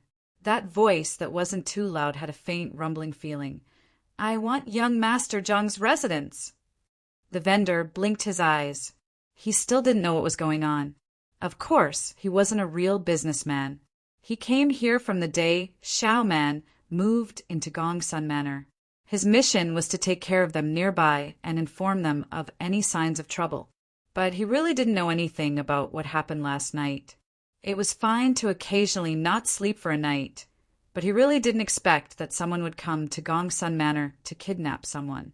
Of course, he also knew who Yang Fan was, but he didn't expect Yang Fan to expose his identity so openly, although it was still early and there were no other customers on the street. Yang Fan didn't give him time to continue blinking. His hand fell on the chopping board with a bang, causing the big ball of cakes to jump. "I want news about young Master Zhang." The vendor was startled. He hurriedly pushed the cart and said repeatedly, Okay, I'll. Yang Fan lifted his foot and the cart flew up. The cart of steamed cakes and the glutinous rice jujube all flew into the deep drainage ditch on the side of the road. Yang Fan's roaring voice rang in his ears. Immediately. The vendor didn't say anything and ran out of the alley. He didn't doubt that if he was a moment slower, he would be punched by Yang Fan's iron fists until he was as soft and chewy as the steamed glutinous rice.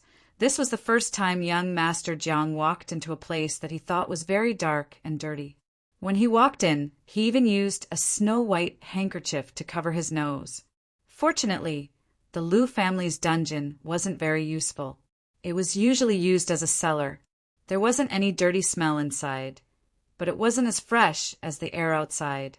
Only then did young Master Zhang put down the handkerchief. The place where Xiao Man was lying was a pile of weeds. When she was locked in, the servants carried it from the stables. The withered grass was clean and soft. After a night's work, it hadn't been soaked by the humidity in the dungeon. It wasn't very uncomfortable to lie on it now. The subordinates all knew that young Master loved cleanliness. The room had been cleaned, and the blood and water stains were also covered with dry soil. Young Master Zhang stood a few steps away from Xiao Man. He saw Xiao Man lying on her side in the firewood. Her cheeks looked pale and haggard. It was only because someone had wiped her face when she was unconscious that her face wasn't covered with sweat. Young Master Zhang frowned and said, "She still hasn't woken up?" One of the subordinates immediately walked over. The female assassin who was responsible for taking over didn't follow. She wasn't young Master Zhang's confidant, so she wouldn't hear what was going to happen next. Xiao Man had a difficult labor last night. Fortunately, the female assassin not only knew how to deliver a baby, but also had the guts to handle it boldly. After a lot of trouble, she finally saved the mother and child's safety. However, Xiao Man had also exhausted all her strength and hadn't woken up until now. The assassin gently pushed Xiao Man's shoulder. Xiao Man weakly opened her eyes. At first, she was confused, but she gradually regained consciousness. Young Master Zhang stood in front of her, tall and straight like a white lotus on a snowy mountain, but she didn't see him. She quickly thought of the child she was unable to give birth to because of the difficult labor before she fainted. "My child! Where's my child?" As soon as Xiao Man realized that her child wasn't beside her, she immediately became like a crazy female leopard. She clearly didn't have a trace of strength in her body, but at this time her strength was so great that the assassin almost couldn't hold her down. Young Master Zhang gently and elegantly said, "Your child is fine. He's very safe." "You! My child! Where's my child? Return the child to me!" Xiao Man regained some consciousness and stared at young Master Zhang with red eyes. She was about to pounce on him.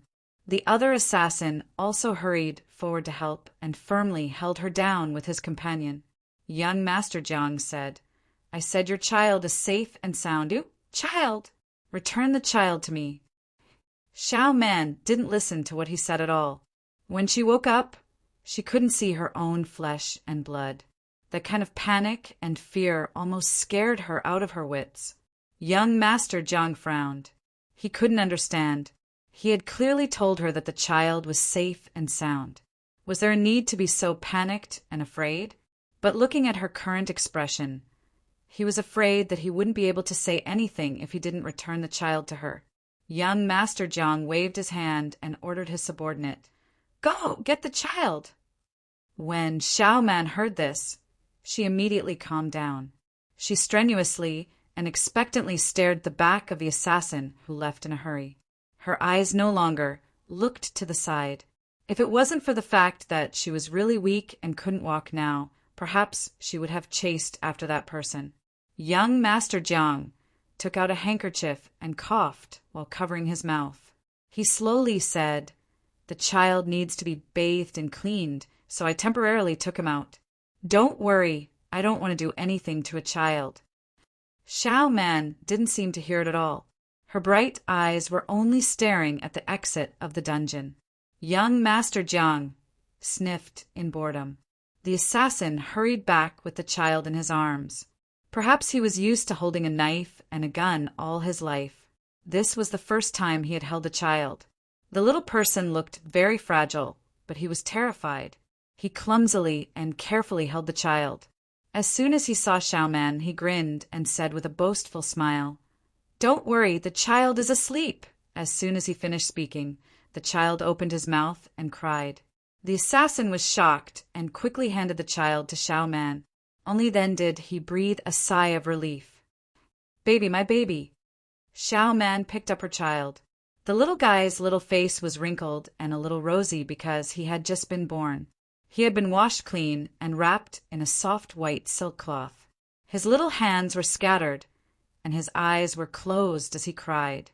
Xiao Man cried tears of joy. She pressed the child against her chest and hugged him tightly. She murmured, "My child, my child," listening to the familiar heartbeat coming from his mother's chest. The little guy seemed to have a sense of security. He gradually stopped crying, but occasionally sobbed. Xiao Man held the child as if she had found her soul. She let out a long sigh of relief, and her expression became calm and serene. Seeing this, young Master Jiang subconsciously breathed a sigh of relief. His face bloomed with a confident smile again. He slowly said, "Your child, I have returned him to you. Now, can we have a good talk?" Chapter 611. Xiao Mang moved the child closer to her arms and asked warily, "What do you want to talk about?" As soon as he was close to her chest, the sound of his mother's heartbeat became clearer. It was exactly the same as when he was still in his mother's womb. Although his mother's heartbeat was a little rapid now, the child could tell that it was the same sound he had been hearing ever since he had a sense of hearing. So, the child became even quieter. He closed his eyes and gently stroked his mother's chin with his little hands. His sparkling and tender lips squirmed, trying hard to squirm a little bubble. Originally, at this moment, his parents and many of his parents' relatives and friends should be surrounding him and laughing at his cute and childish actions. But now only his mother was by his side, and even his mother didn't notice his cute action. She was nervously hugging her baby, watching the man in front of her with vigilance, as if she was looking at a murderous bandit. Young Master Jiang smiled helplessly. In Xiao Mang's eyes, he was like a robber who killed and robbed people. But he was not. He was the young master of an aristocratic family that had been passed down for thousands of years. He was more noble and virtuous than the royal family. He had always looked down on the world from a high point of view. He never thought that he would be looked down upon like this. He tried his best to speak in a calm and elegant tone. "It wasn't my idea to kidnap you, but since you're already in my hands, there's no need for me to send you back. Your husband is overestimating himself and wants to go against me. I don't want him or anyone else to think that I'm afraid of him." Young Master Jiang paused. He didn't wait for Xiao Mang to retort and quickly changed the topic. You are here, especially when you are pregnant for 10 months and about to give birth. Your disappearance must have made your husband very worried. So, you can write a letter to him and tell him that you are safe. Then, I can talk to him calmly." Xiao Meng stared at him for a long time. She gently pursed the corner of her mouth and smiled proudly. "I have heard about you from my Lang Jun. Your background, your status, your power, everything is beyond my Longjun's reach. But you are very afraid of my Lang Jun now, aren't you?" The corners of Xiao Man's mouth curled up, but the corners of young Master Zhang's mouth turned down. It was as if he had heard the funniest joke. Young Master Zhang snorted and curled his lips in disdain. Yang Fan? How could he be worthy? I just have some things that I want to talk to him about, and I don't want to be disturbed. With a letter from you, he can calm down and talk to me calmly. Other than that, there's nothing else I can do. Young Master Zhang refused to admit that he was very afraid of Yang Fan. Even though he knew that Yu Haoyang, that idiot, had made a big mistake and put him in an absolutely passive position, and today he would have to bear the pressure from many powerful forces. But he would not admit that it was Yang Fan's ability. This was a mortal world, and there were no superhumans. No one could rely on their own strength to call the wind and summon the rain and control the world. Whether it was Empress Wu Zetian or the 1,000-year-old aristocratic families like the 7 sects and 5 families, they could do whatever they wanted because they could use their common interests to control more people and more power for their own use. Young Master Zhang was the same.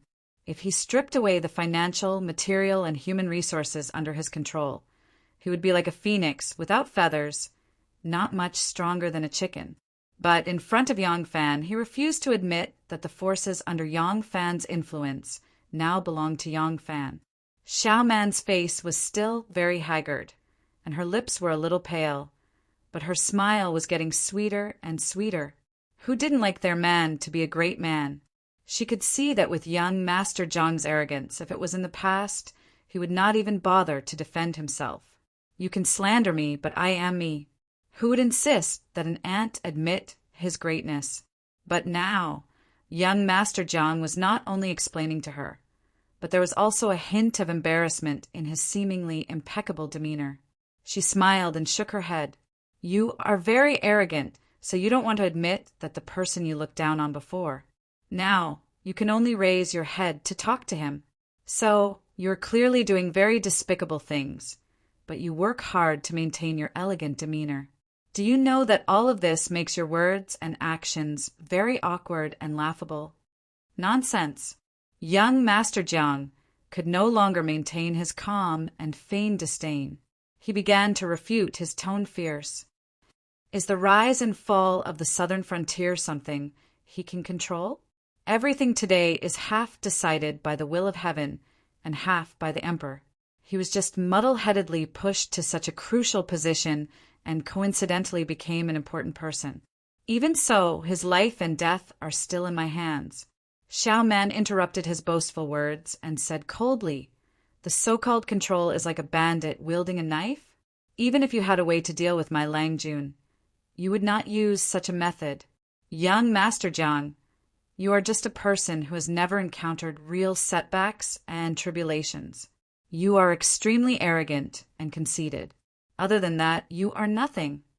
She raised her head and proudly and firmly said, Lang Jun will definitely come to save me, but I don't want to tie his hands and feet and let him be at your mercy.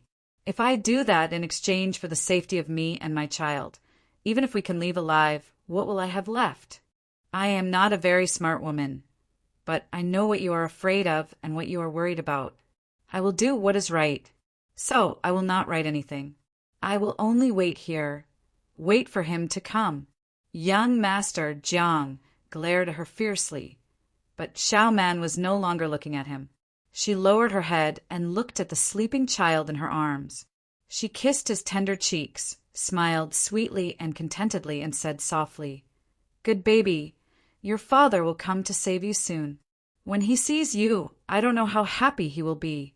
The light at the entrance of the dungeon flashed. A guard quickly walked in and whispered something in young Master Zhang's ear. His breath sprayed on young Master Jiang's face. Young Master Jiang immediately moved away in disgust. He didn't hear what the guard said clearly. He immediately took out a white silk handkerchief and wiped his cheeks and ears as if someone had just spat on his face. After rubbing his face for a long time, even his skin was red. He frowned and asked in disgust, "What did you say?" The guard raised his voice and said, "Young Master Zhengyu of Xingyang's Zheng family is here to visit." Young Master Jiang stared at him and asked, "The Lu mansion is already empty. Who is he here to visit? Open the door, open the door. When I, Zhengyu, come to your Lu mansion, do I have to wait outside with my carriage? This is outrageous. Even when my brother was in the mansion, he didn't have such a grand entrance. When did you servants become so arrogant?" Zhang Yu led a few Kunlun slaves into the Lu mansion and gestured for them to open the door to the left courtyard. This mansion was the private property of one of young Master Zhang's brothers. Because the whole family had moved back to Fanyang, there was only a steward and a dozen servants to take care of it. The master was not in the mansion at all. Moreover, the whole family had moved away and would only return after 3 years. There was no reason for Zhang Yu to visit, but he still came. The old steward of the Lu mansion said with a bitter face, "Young Master Zheng, my family Zhaolang and his family have returned to Fanyang province to visit their relatives. It is said that they will only return after 2 or 3 years." "I know," Zheng Yu said excitedly. "I didn't come here today to visit Brother Lu." "Then you are. I want to entertain guests, but the old master thinks it is too noisy. I am afraid of being scolded by the old master, so I have to find another place. Brother Lu's mansion is quiet and spacious, just right for me to use. Is it all right if you lend it to me for a while? Just based on my friendship with Brother Lu and the friendship between our Zhang and Lu families, I believe that Brother Lu won't refuse. Don't tell me that you, an old servant, have to quickly go and ask Brother Lu?" The old steward was dumbfounded. Then he saw a row of carriages rush in from the corner door that had just been opened. One by one, gorgeously dressed singers and dancers came out of the carriages. They were all wrapped in colorful clothes and had painted eyebrows and lips. It seemed like they were about to sing a big opera. At the same time, the door to the right of the Lu mansion was also opened. The Lu family members who answered the door saw a dozen plump chefs walk in with their heads held high, followed by a group of young disciples carrying all kinds of ingredients: iron stoves, copper basins, iron nets, bamboo sticks, and the like. It seemed like they were about to have a barbecue party at the Lu mansion. The two brothers, Wang Xiyuan and Wang Xiyuan, from the Wang family of Taiyuan, swaggered in, laughing and not taking the people of the Lu family seriously at all. A few docile and beautiful Xinluo maids, like little wives who had been bullied, took small steps and followed behind their masters. The succession hall experts hiding in the shadows were also at a loss at this scene. Their masters behind the scenes were these aristocratic families. What could they do now that these descendants of aristocratic families had barged in so brazenly? These succession hall experts, lying in ambush outside, were not young Master Zhang's trusted subordinates. Many of them were martial arts masters sent to the succession hall by the aristocratic families. The two experts, squatting on the two shady trees at the right door of the Lu mansion, were from the Wang clan of Taiyuan. Seeing their young master come, they were completely at a loss, as if they had been petrified. At the gate of the front house of the Lu family, the 4 young masters of the Chui family, Chui Chang, Chui Qi, Chui Yi, and Chui Di, were waving their fans amidst the rustling autumn wind. They strode in unison, as if they were walking on a stage. A group of musicians followed behind them. Some were carrying pipa, some were carrying ancient shang, some were playing bamboo flutes, and some were carrying jia drums, almost at the same time. At every entrance of the Lu family's mansion, there were a few servants in fresh clothes knocking on the door. Then, without any explanation, they barged in and opened the door to let their young master's carriage in. The carriage didn't stop far after it came in and blocked the entrance. Young Master Jiang had already left the dungeon in a hurry and returned to his own room. News came in one after another. The aristocratic family's disciples had blocked the entrance, but they did not do anything excessive. They did not barge into the Liu family's private residence, but gathered in the most spacious parlor and began to arrange a banquet. The cheerful music and melodious voices had clearly entered young Master Jiang's ears. Young Master Jiang quickly understood the intentions of the aristocratic families. His extreme actions last night had angered the aristocratic families. If he had succeeded in killing Yang Fan last night, it would have been fine. At most, he would get a stern warning, and the mess would still be cleaned up by him. But Yang Fan didn't die, so the aristocratic families were determined to clean up this mess that wasn't beyond repair. He's under house arrest. Chapter 612. Young Master Jiang was under house arrest in a dignified manner. His whereabouts could be hidden from others, but it was impossible to hide from the aristocratic families of the 7 sects and 5 families. Originally, no one would take the initiative to poke at his secret return to Chang. However, following his assassination attempt on Yang Fan last night, this layer of window paper had to be poked. Assassinating Yang Fan was indeed the only way for him to solve his predicament.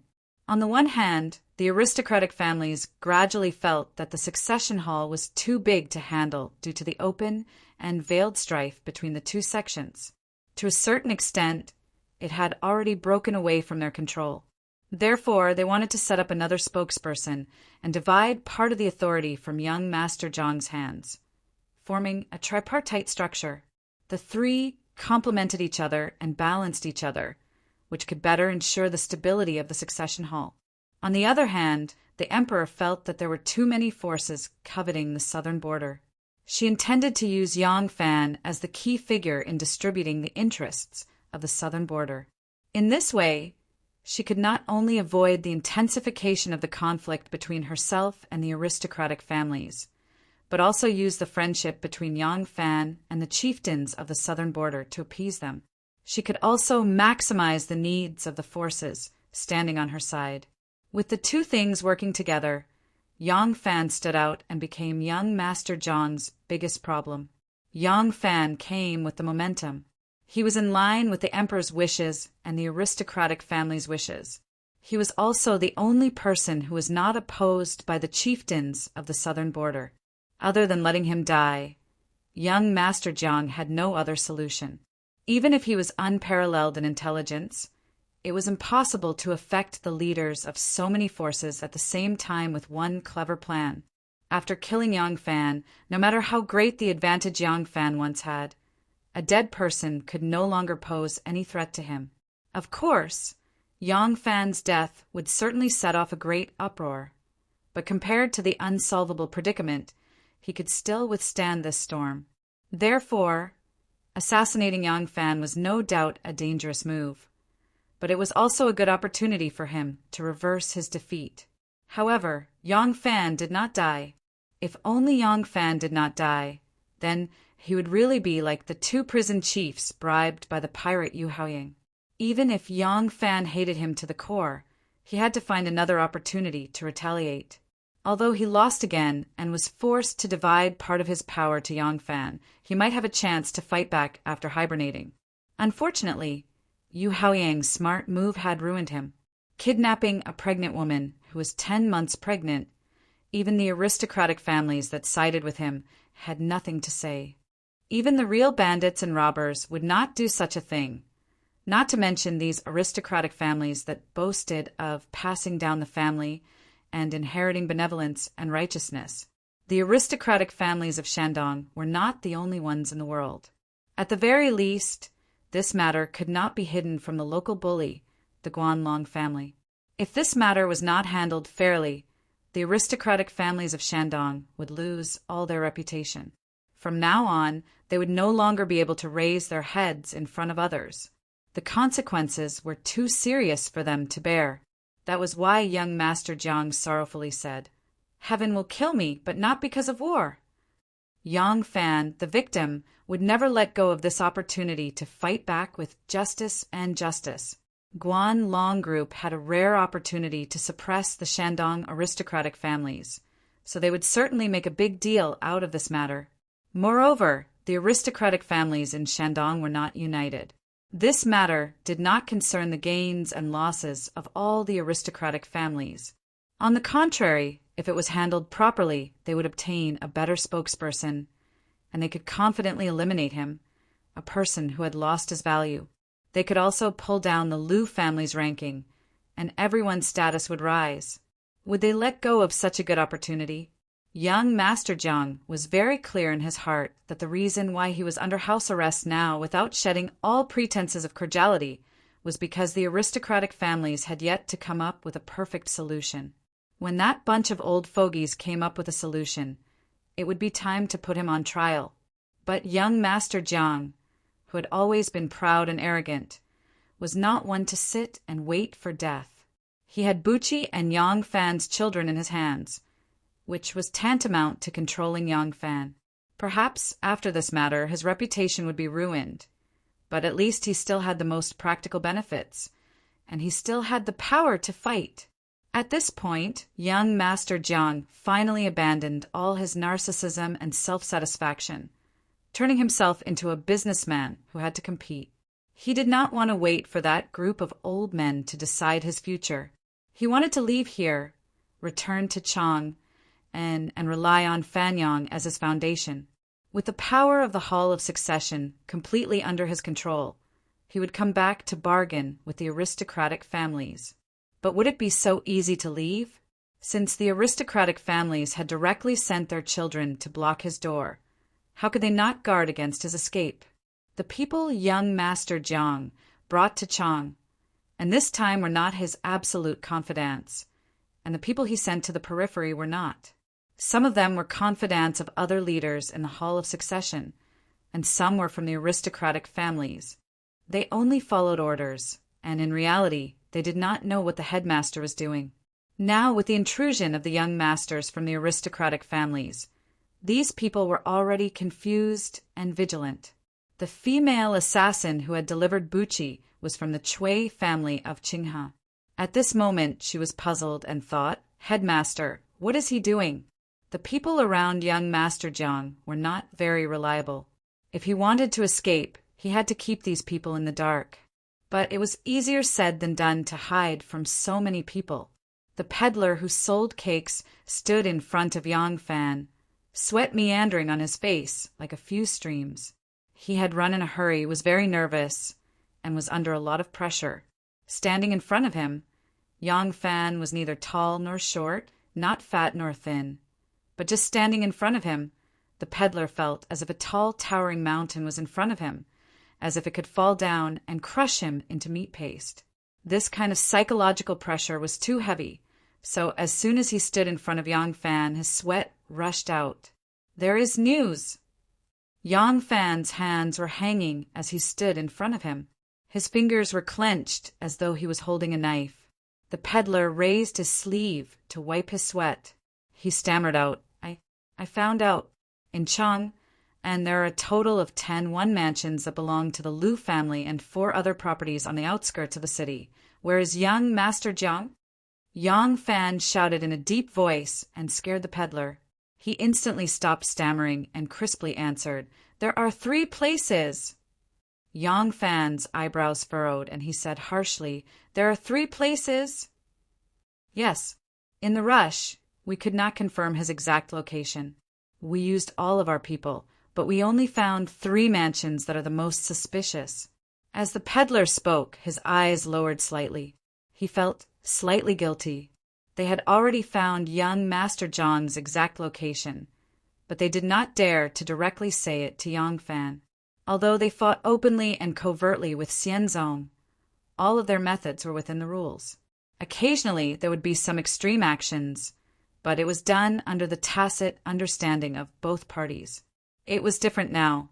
Yang Fan might be their ally, but he was still an outsider. Looking at how Yang Fan was acting, it was as though he was about to kill someone. If they told him young Master Jiang's location, It didn't matter if he led his troops or killed his way over alone. This matter would go out of control. By then, what kind of role would the hidden sect play? Would they be helping an outsider? No matter if it was Yang Fan leading his troops to kill young Master Jiang, or killing his way over alone and getting killed by young Master Jiang. Those weren't the results that they wanted to see.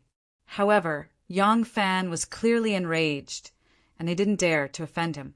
2 choices, 2 results. They were all consequences that they couldn't afford to bear. Shinmu wasn't here, and no one could make this decision. Thus, he said 3 places: Xingning Lane, Jing and Lane, and Perpetual Peace Lane. One of the 3 places was real. This way, it wouldn't infuriate Yang Fan. Out of the 3 places, the furthest one would be the real one. This way, it would give young Master Jiang ample time to hide. If Yang Fan wasn't leading his troops over, and young Master Jiang didn't have to hide, it wouldn't be a problem. These 3 places were located in the east, south, and west of Chang'an City. Running 1 round around all of them would be equivalent to wandering around half of Chang'an City. This amount of time would be sufficient for those aristocratic clans to step forward and mediate. They had put in a lot of effort, but they already knew that Yang Fan was so infuriated because his wife had been kidnapped. Furthermore, his wife was already 10 months pregnant and was about to give birth. It was inevitable for them to feel guilty and didn't dare to look at Yang Fan in the eye. Yang Fan was burning with anxiety and didn't notice the behavior of this hawker's guilty conscience. He was only worried about not being able to find the place. He couldn't possibly be wandering around Chang'an City with his saber and barging into every household he saw, right? Yang Fan then asked for the exact location of the Liu family's residence in the 3 workshops and memorized it before saying, "Thank you." Just as Yang Fan walked to the door, Tin Ano slid down from the pillar like a snake. She was wearing a green robe with her sleeves and trousers tightly tucked up. It was obvious that she had long been prepared. It was likely that the deadly things that she hadn't brought with her for a long time were all prepared. Ah Qian's delicate brows were filled with a murderous aura. In a cold voice, she said, "I'll go with you." Yang Fan nodded. The 2 didn't speak and rushed out side by side. "Me too." Gongsun Lanji was wearing a red robe and a red cloak. She carried her big sword on her shoulder and came out from behind a cluster of flowers and trees. She said in a majestic and manly voice, "How can I be left out of such a matter?" Yang Fan hesitated and said, "Miss Gongsun, this is my family's matter. You—" Gongsun Lanji slammed her big sword on the ground and said in a sonorous voice, "Xiaoman is my junior sister. I am not an outsider." Yang Fan took a deep breath and said loudly, "Good. Then you and I will go together. The 3 of us will charge into young Master Jiang's dragon pool and tiger's den." Gongsun Lanji was overjoyed and said excitedly, "I have already prepared a horse. Follow me." Aunt Pei was standing at the corner of the long corridor. She was wearing a martial outfit and a black scarf around her neck. Seeing her precious daughter leaving with Yang Fan, she was extremely anxious. She wanted to stop them, but didn't know what to do. In her anxiety, she was a little distracted. When she sensed that someone was already beside her, Aunt Pei was shocked. She turned around and saw her husband, Gongsun Bufan, dressed in a green robe, standing with his hands behind his back and staring at the direction where her daughter left. Aunt Pei heaved a sigh of relief and said to Gongsun Bufan, "Lang Jun, quickly persuade Lanji. Lanji is much more sensible than you." Gongsun Bufan interrupted her coldly. After a moment of silence, he slowly turned around and said in a low voice, "If you have done something wrong, you should try your best to make up for it. Let your daughter help you. Look after her. You must come back safely." Chapter 613. Early in the morning, Li Taigong was walking around the pond with a flock of white geese following behind him. Wherever he went, the geese chased after him. But what made them feel wronged was that their master just walked around and didn't seem to have any intention of feeding them. When the succession hall was first established, the Liu family was ranked first among the aristocratic families in Shandong. In addition, Liu Binmi, who had assumed the name of young Master Jiang, was indeed the most outstanding talent among the younger generation of the aristocratic families. Thus he stood out from the crowd and became the leader of the succession hall. Today, young Master Jiang's shortcomings were becoming more and more obvious. Perhaps it could be said that when the organization was first established, he was the most suitable leader. But as the organization grew stronger day by day, his breadth of mind, vision, and ability became more and more difficult to control. At the same time, the succession hall's role was no longer the same as it was in the past. The aristocratic families were becoming more and more envious of this fat piece of meat. Such a huge organization. But most of its resources were used by the Liu family. No one was too satisfied, so they had already begun to adjust. Shen Mu's sudden rise had restrained young Master Jiang, and the Liu family could no longer use the succession hall's resources as they pleased. Of course, this was due to Shen Mu's ability and Li Taigong's support. But how could it not be without the help of the other aristocratic families? They didn't want the Liu family to be the only big family in the succession hall. Right now, they felt more and more that young Master Jiang could only create conflicts and contradictions for the organization if he stayed in the succession hall. His ideas and methods were not only farther and farther away from the main leaders of the succession hall, but also farther and farther away from the demands of the aristocratic families. However, it wasn't that easy to cripple him. Now that young Master Jiang had made a foolish move, the old men were overjoyed. They finally had a legitimate reason to make the Liu family speechless. They had begun to unveil the prelude to the fall of the succession hall. However, this had to be done properly. They couldn't allow the aristocratic families to split because of this. In addition, the Guanlong family was at a dead end. Now, under the pressure of Wu Zetian, they were getting closer and closer to them. They discussed many important matters together and advanced and retreated together. They could be considered an ally, but this ally was also a potential competitor. They couldn't help but help and guard against them. This matter would definitely be used by the Guanlong family. As for how to mediate with them and what conditions to offer, he would have to discuss it with the others. Early in the morning, the Pei clan, the Wei clan, the Liu clan, and many other Guanlong clans had already sent people over. Their intentions were obvious. Li Taigong hadn't discussed it with the other aristocratic families, so he couldn't give them a clear answer. Therefore, he had already asked his family to stop them. However, this matter couldn't be dragged on for too long. Those Guanlong families were like white geese chasing after him, crying piteously for food. Young Master Jiang still didn't have a consensus on how to deal with this matter, nor did he have a plan on how to shut up the Guanlong family. After he'd received the news, he'd sent people to inform the other great families to discuss this matter. Although doing so could easily attract the attention of the Chang and magistrate Lu Qiantian, it was not the time to worry about that now. However, not a single person had come to visit them, even though the news had been sent out for a long time.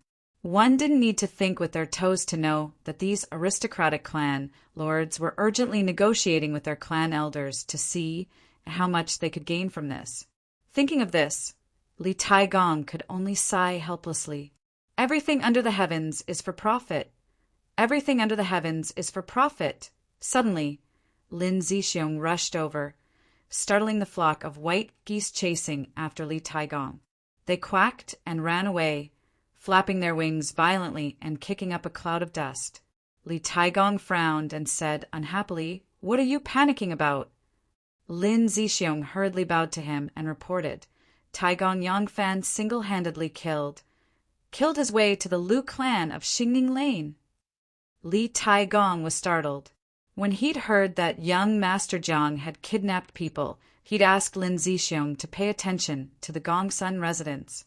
He knew that Yang Fan would be furious, but no matter how he calculated, Yang Fan wouldn't ask for help from the authorities. That would be like drinking a dove to quench his thirst. Even if the siege was resolved today, the imperial court's butcher knife would fall on his head tomorrow.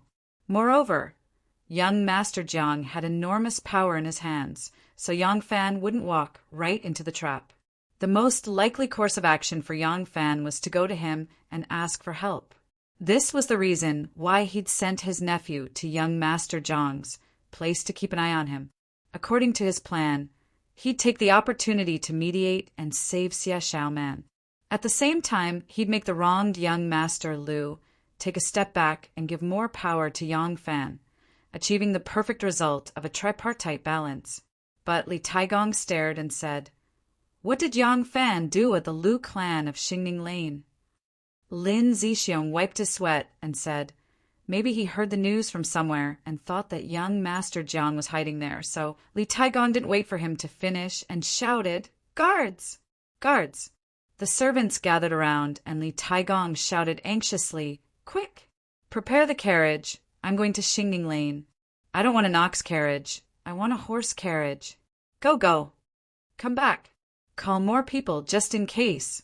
Come back. Send people to Xingning Lane and make sure to block the news. The news of Yang Fan causing trouble at the Lu clan cannot be spread. You immediately report this news to the Chui, Li, Wang, and Zheng families.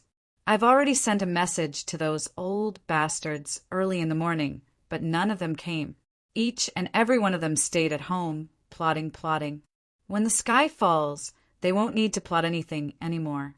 Li Taigong yelled and drove away the group of people.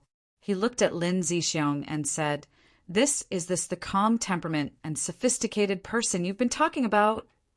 Lin Zixiong laughed dryly, bitterly, and embarrassedly.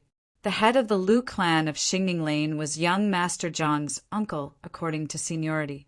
He was considered an elder in the Lu clan of Chang, and so he was the first to leave because he had to accompany old Master Jiang back to Fanyang. Because he left in a hurry, his wife and children were left behind. Without the head of the Lu clan at home to take charge of the overall situation, and the children and grandchildren of the other branches had some things they couldn't leave behind. Until yesterday, so there were still many people left in the mansion. It would take another 2 or 3 days for all of them to leave. Yang Fan, Anu, and Gong's son Lanji rode fast horses to the Lu mansion, and without saying a word, they kicked the door open and entered. All the rich families had guards, and the Lu clan was no exception. Not only did the Lu clan have martial masters, but they were also masters of martial arts. But of course, these people were no match for Yang Fan, Anu, and Gong's son Lanji. As soon as the 3 people came to the door, the martial masters of the Lu clan were shocked and angry. They stepped forward to stop them. It would have been better if they didn't stop them, but when they did, Yang Fan was even more convinced that young Master Jiang was hiding here. He was afraid that young Master Jiang would get the news and slip away. He didn't want to talk nonsense with these martial masters, and the 2 sides immediately started fighting. Many of the Lu clan's carts had been loaded, ready to be transported back to Fan Yang's hometown, so there were many martial masters left. The problem was that this pack of wolves couldn't withstand 3 fierce lions. Yang Fan and the other 2 fought all the way in through the gate. Many of the Lu family's soft things had long been transported away. What was left behind were all heavy things piled high on the cart. It was not impossible to hide people inside. Yang Fan and the other 2 were worried that people were hidden in the cart, so they killed all the way here. Not only did they search all the houses, but they also cut all the ropes and tarps tied to the cart, searching for possible hiding places of Xiaoman. The Lu clan's carts had long been transported away, leaving behind all the heavy things piled high on the carts. They could hide people in them. Yang Fan and the other 2 were worried that young Master Jiang was hidden in the carts, so they killed all the way. Not only did they search all the houses, but they also cut all the ropes and tarps tied to the carts, searching for young Master Jiang's possible hiding place. The 3 of them searched all the way, and there were constantly martial masters of the Lu clan who came forward to stop them. The 3 of them fought and searched at the same time, so they didn't know what to do. The bronze mirror embedded with 8 treasures and pearls fell down. The box carved with gold and silver threads was overturned. The 12 jade carved screens were broken, and boxes of silk and satin were scattered, Yang Fan said in a deep voice, "Young Master Jiang is not here." Tin Ano said, "Let's go to Jing and Lane." Gong Sun Lanji was even more straightforward. "Let's go." The three of them turned around and rushed back. The remaining martial masters of the Lu clan had learned their lesson. Since the master of the Lu clan was not here, and the old steward who was loyal to the master of the Lu clan was knocked unconscious by Gong Sun Lanji's long sword, they were determined not to risk their lives if they could. One by one, they chased after them with swords and sabers, but they were still several feet away, not daring to get close. It was not until Yang Fan and the others had made up their minds to leave and quickly ran toward the Lu clan's house did they make a little louder noise. They shouted and chased behind them, as if they were sending Yang Fan and the others off. "Stop!" Just as Yang Fan and the others rushed to the front gate, more than 10 people quickly rushed in. Old Grandpa Li was supported by someone, and his feet barely touched the ground. When he saw them, he let out a sigh of relief. He immediately widened his eyes and shouted, and at the same time waved his hand to ask people to quickly put him down. Old Grandpa Li looked at the 12 priceless jade screens under his feet, and then looked at the white silk that was blown up by the wind. The Lu clan was in a mess, as if it had been hit by a war. It was already impossible to look at. Old Grandpa Li said angrily, "You little brat, what do you want?" Yang Fan said in a deep voice, "Old man, please step aside." "Step aside?" Old Grandpa Li stomped his feet and scolded, "You idiot! Don't you think you've caused enough trouble? If there's anything, can't you come to this old man to discuss it? You've made such a mess. How are you going to clean it up?" Yang Fan smiled, and his smile was very cold. "What does this matter have to do with you, old Grandpa Li? Old man, why do you have to take responsibility for this matter? Old man, please step aside. This little brat is in a hurry to find my wife. This old man is determined to take care of this matter." Old Grandpa Li shouted sternly, "Little brat, you stay put. This old man will take care of this matter." "Little brat, I can't wait. Please step aside." Old Grandpa Li said angrily, "No way. If you want to leave, then step over this old man's body." With a whoosh, Yang Fan stepped over old Grandpa Li's head. Yang Fan flew over old Grandpa Li's head and landed in front of the mansion's entrance. His feet touched the ground, and with a whoosh he flew over the screen wall outside the door. Behind the screen wall, there was a neigh of a horse, followed by the clattering of hooves. Yang Fan must have landed directly on the back of a horse tied outside the screen wall and galloped away. "Huh, this little brat." Before old Grandpa Li could finish his sentence, Miss A Nu followed suit, and with a whoosh she also stepped over his head. Then Gong Sun Lanji jumped up with a whoosh and fell back to the ground with a thud. She stuck out her tongue at him in embarrassment, saying, "Old Grandpa, please forgive me." After saying that, she circled around his body like a snake, and with a whoosh flashed out of the door. Old Grandpa Li's eyes were empty, and for a moment he was at a loss. Lin Zixiong asked in embarrassment, "Old Grandpa, what do we do now?" Chapter 614. Ning sat by the window with her hands on the railing and her sharp chin resting on the back of her hands, quietly watching the autumn scenery in the garden. She wore a light white, narrow-sleeved, chest-length dress embroidered with purple flowers, showing off her slender and delicate waist. Her long eyelashes fluttered slightly melancholically, as if she was in deep thought. In fact, she was not thinking about anything. All her attention seemed to be scattered to the grass and trees in the garden, bathing in the warm autumn sun with them. This was the most comfortable and relaxing moment of her day. "Younger sister, younger sister." Dugayu rushed in excitedly, his face flushed with excitement. Ning only turned her head lazily, glanced at her brother who ran in, and said with a smile, "What are you so happy about?" Dugayu looked up at the sky and laughed, then sat down next to his sister, saying cheerfully, Lu Binmi couldn't hold back and made a stupid move. Last night, she actually sent someone to assassinate Yang Fan.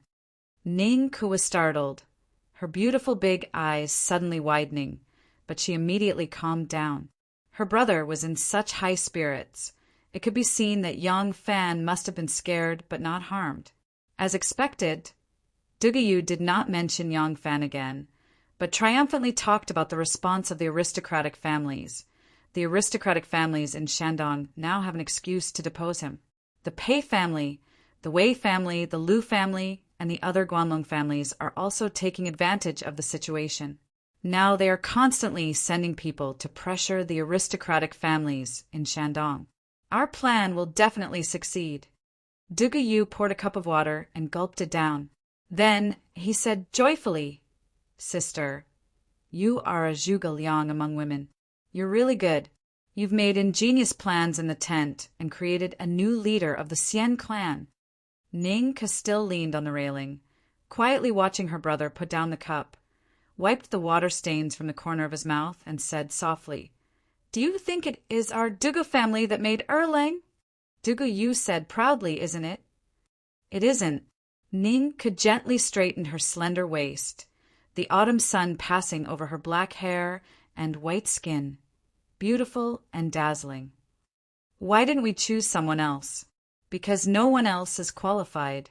Elder brother, this is his own ability. Not everyone can become this person.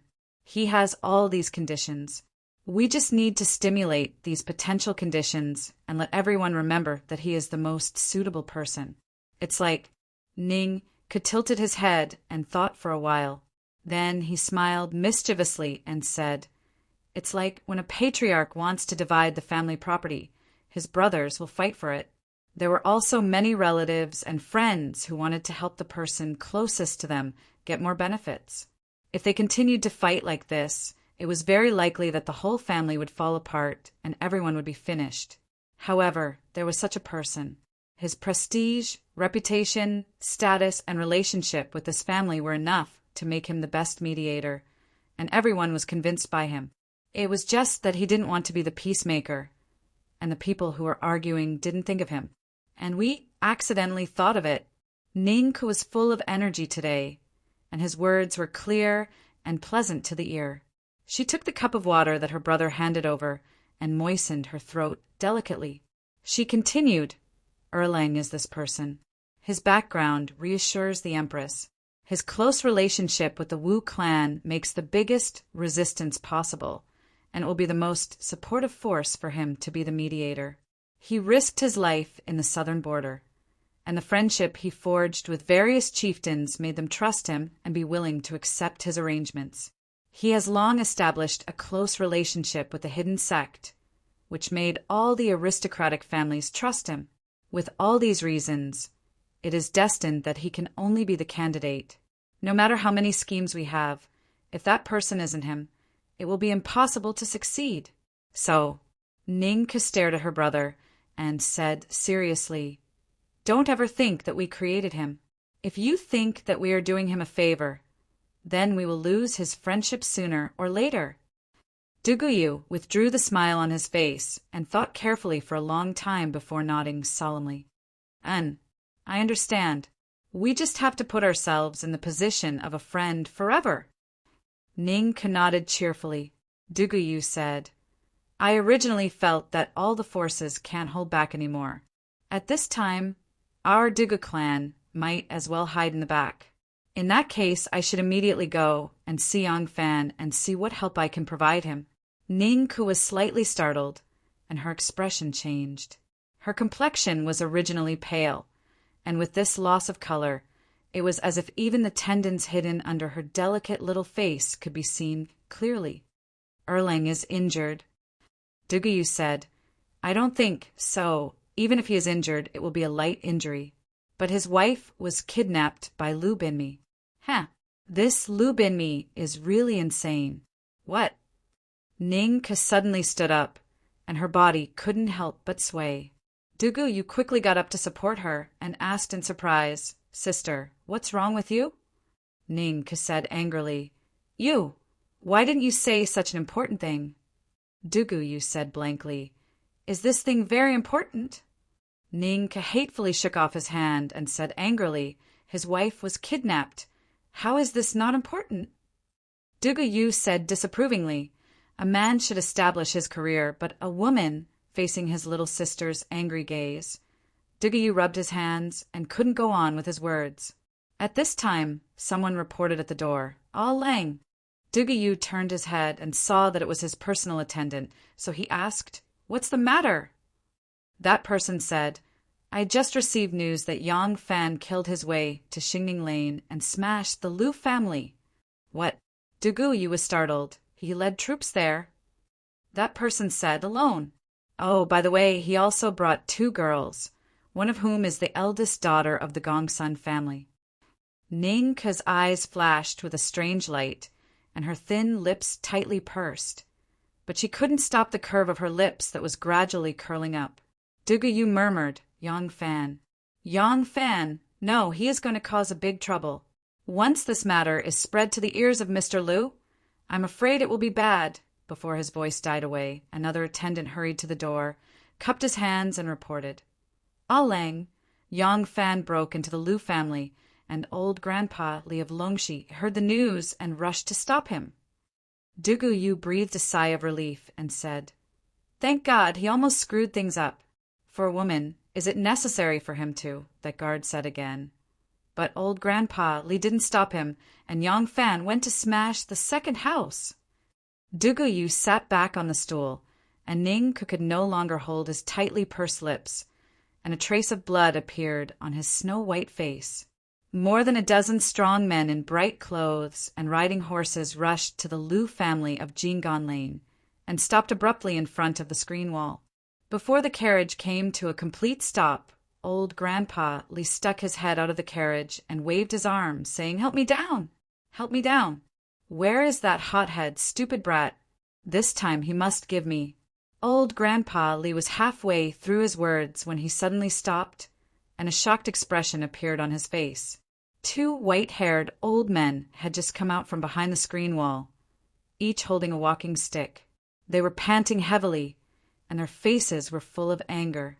One of them was the lord of the Taiyuan royal clan, and the other was the lord of the Xingyang Zheng clan. Old Grandpa Li asked curiously, "Why are you 2 old things here? Where is that bastard Yang Fan?" Old Grandpa Zheng waved his walking stick in annoyance, saying, "This old man didn't make it in time. You ask him." Old Grandpa Wang slammed his walking stick on the ground, saying, "That bastard didn't give us any face at all. When this old man rushed over, the Liu family had already been robbed. Ha!" Old Grandpa Li asked, "Where is he?" Old Grandpa Wang glared at him. "You ask me, but who do I ask? Let's go. Let's go." Old Grandpa Li fell on the shaft of the carriage, and the coachman hurriedly held him up. Old Grandpa Li asked anxiously, he wouldn't have smashed all the Liu family's mansions in Chang, and would he? Old Grandpa Zheng squinted and stroked his beard. He said decisively no. Old Grandpa Li and Old Grandpa Wang became spirited at the same time and asked in unison, "Why do you think so?" Old Grandpa Zheng said confidently, "From Xingning Lane to Jing and Lane, there are 2 or 3 Liu family's properties in between, but I didn't see him smash them." Old Grandpa Wang was overjoyed and said with a hand on his chest, "That's right. Amipa no. No."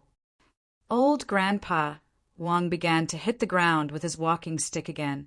He said angrily, This means that he came prepared. He wasn't sure where that bastard of a Liu family was hiding, but he had at least confirmed a few places. If this is the case, do you think he will find the real place in the next house? The other 2 old men heard this, and their expressions changed. Old Grandpa Jing took a deep breath and said, "This won't do. If we let him be so reckless, we will all be doomed together." Old Grandpa Li said, "We have to send someone to that boy from the Liu family. No matter what, we can't let Yang Fan kill him with a knife." Old Grandpa Wang said, "I have already sent someone, but if Yang Fan goes to the real place next, I'm afraid that the person I send will be behind him."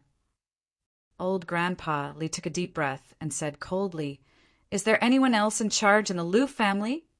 The steward of the Liu family sent off the two old grandpas respectfully and was following behind them. Upon hearing this, he hurriedly stepped forward and bowed deeply, saying, "Greetings, old Grandpa Li." "Old Grandpa," Li said coldly, "if you don't want the Liu family to be finished, quickly go back and pack up everything. If anyone in the neighborhood hears anything, you must shut their mouths. No matter what, this matter cannot be known to the officials. Do you hear me?" The steward's body trembled, and he said repeatedly, "I hear you, I hear you." Old Grandpa Li waved his hand and said, "Get lost." Grand Elder Li chased away the steward of the Liu residence and said to Grand Elder Zhang and Grand Elder Wang, "Hurry up and mobilize all of your manpower. No matter where Yang Fan went, chase after him and suppress the chaos. Only our own people can know about this matter. We must not let it spread. Don't let the commoners and the government officials hear even the slightest bit of news." The two white-haired old men understood the severity of the situation and hurriedly nodded. They boarded their respective carriages, and before the carriages left, orders were passed down. They had to work together, using the rich resources of the Millennium families and all their connections to suppress the commotion caused by the chaos to the smallest extent possible, and clean up Yang Fan's mess.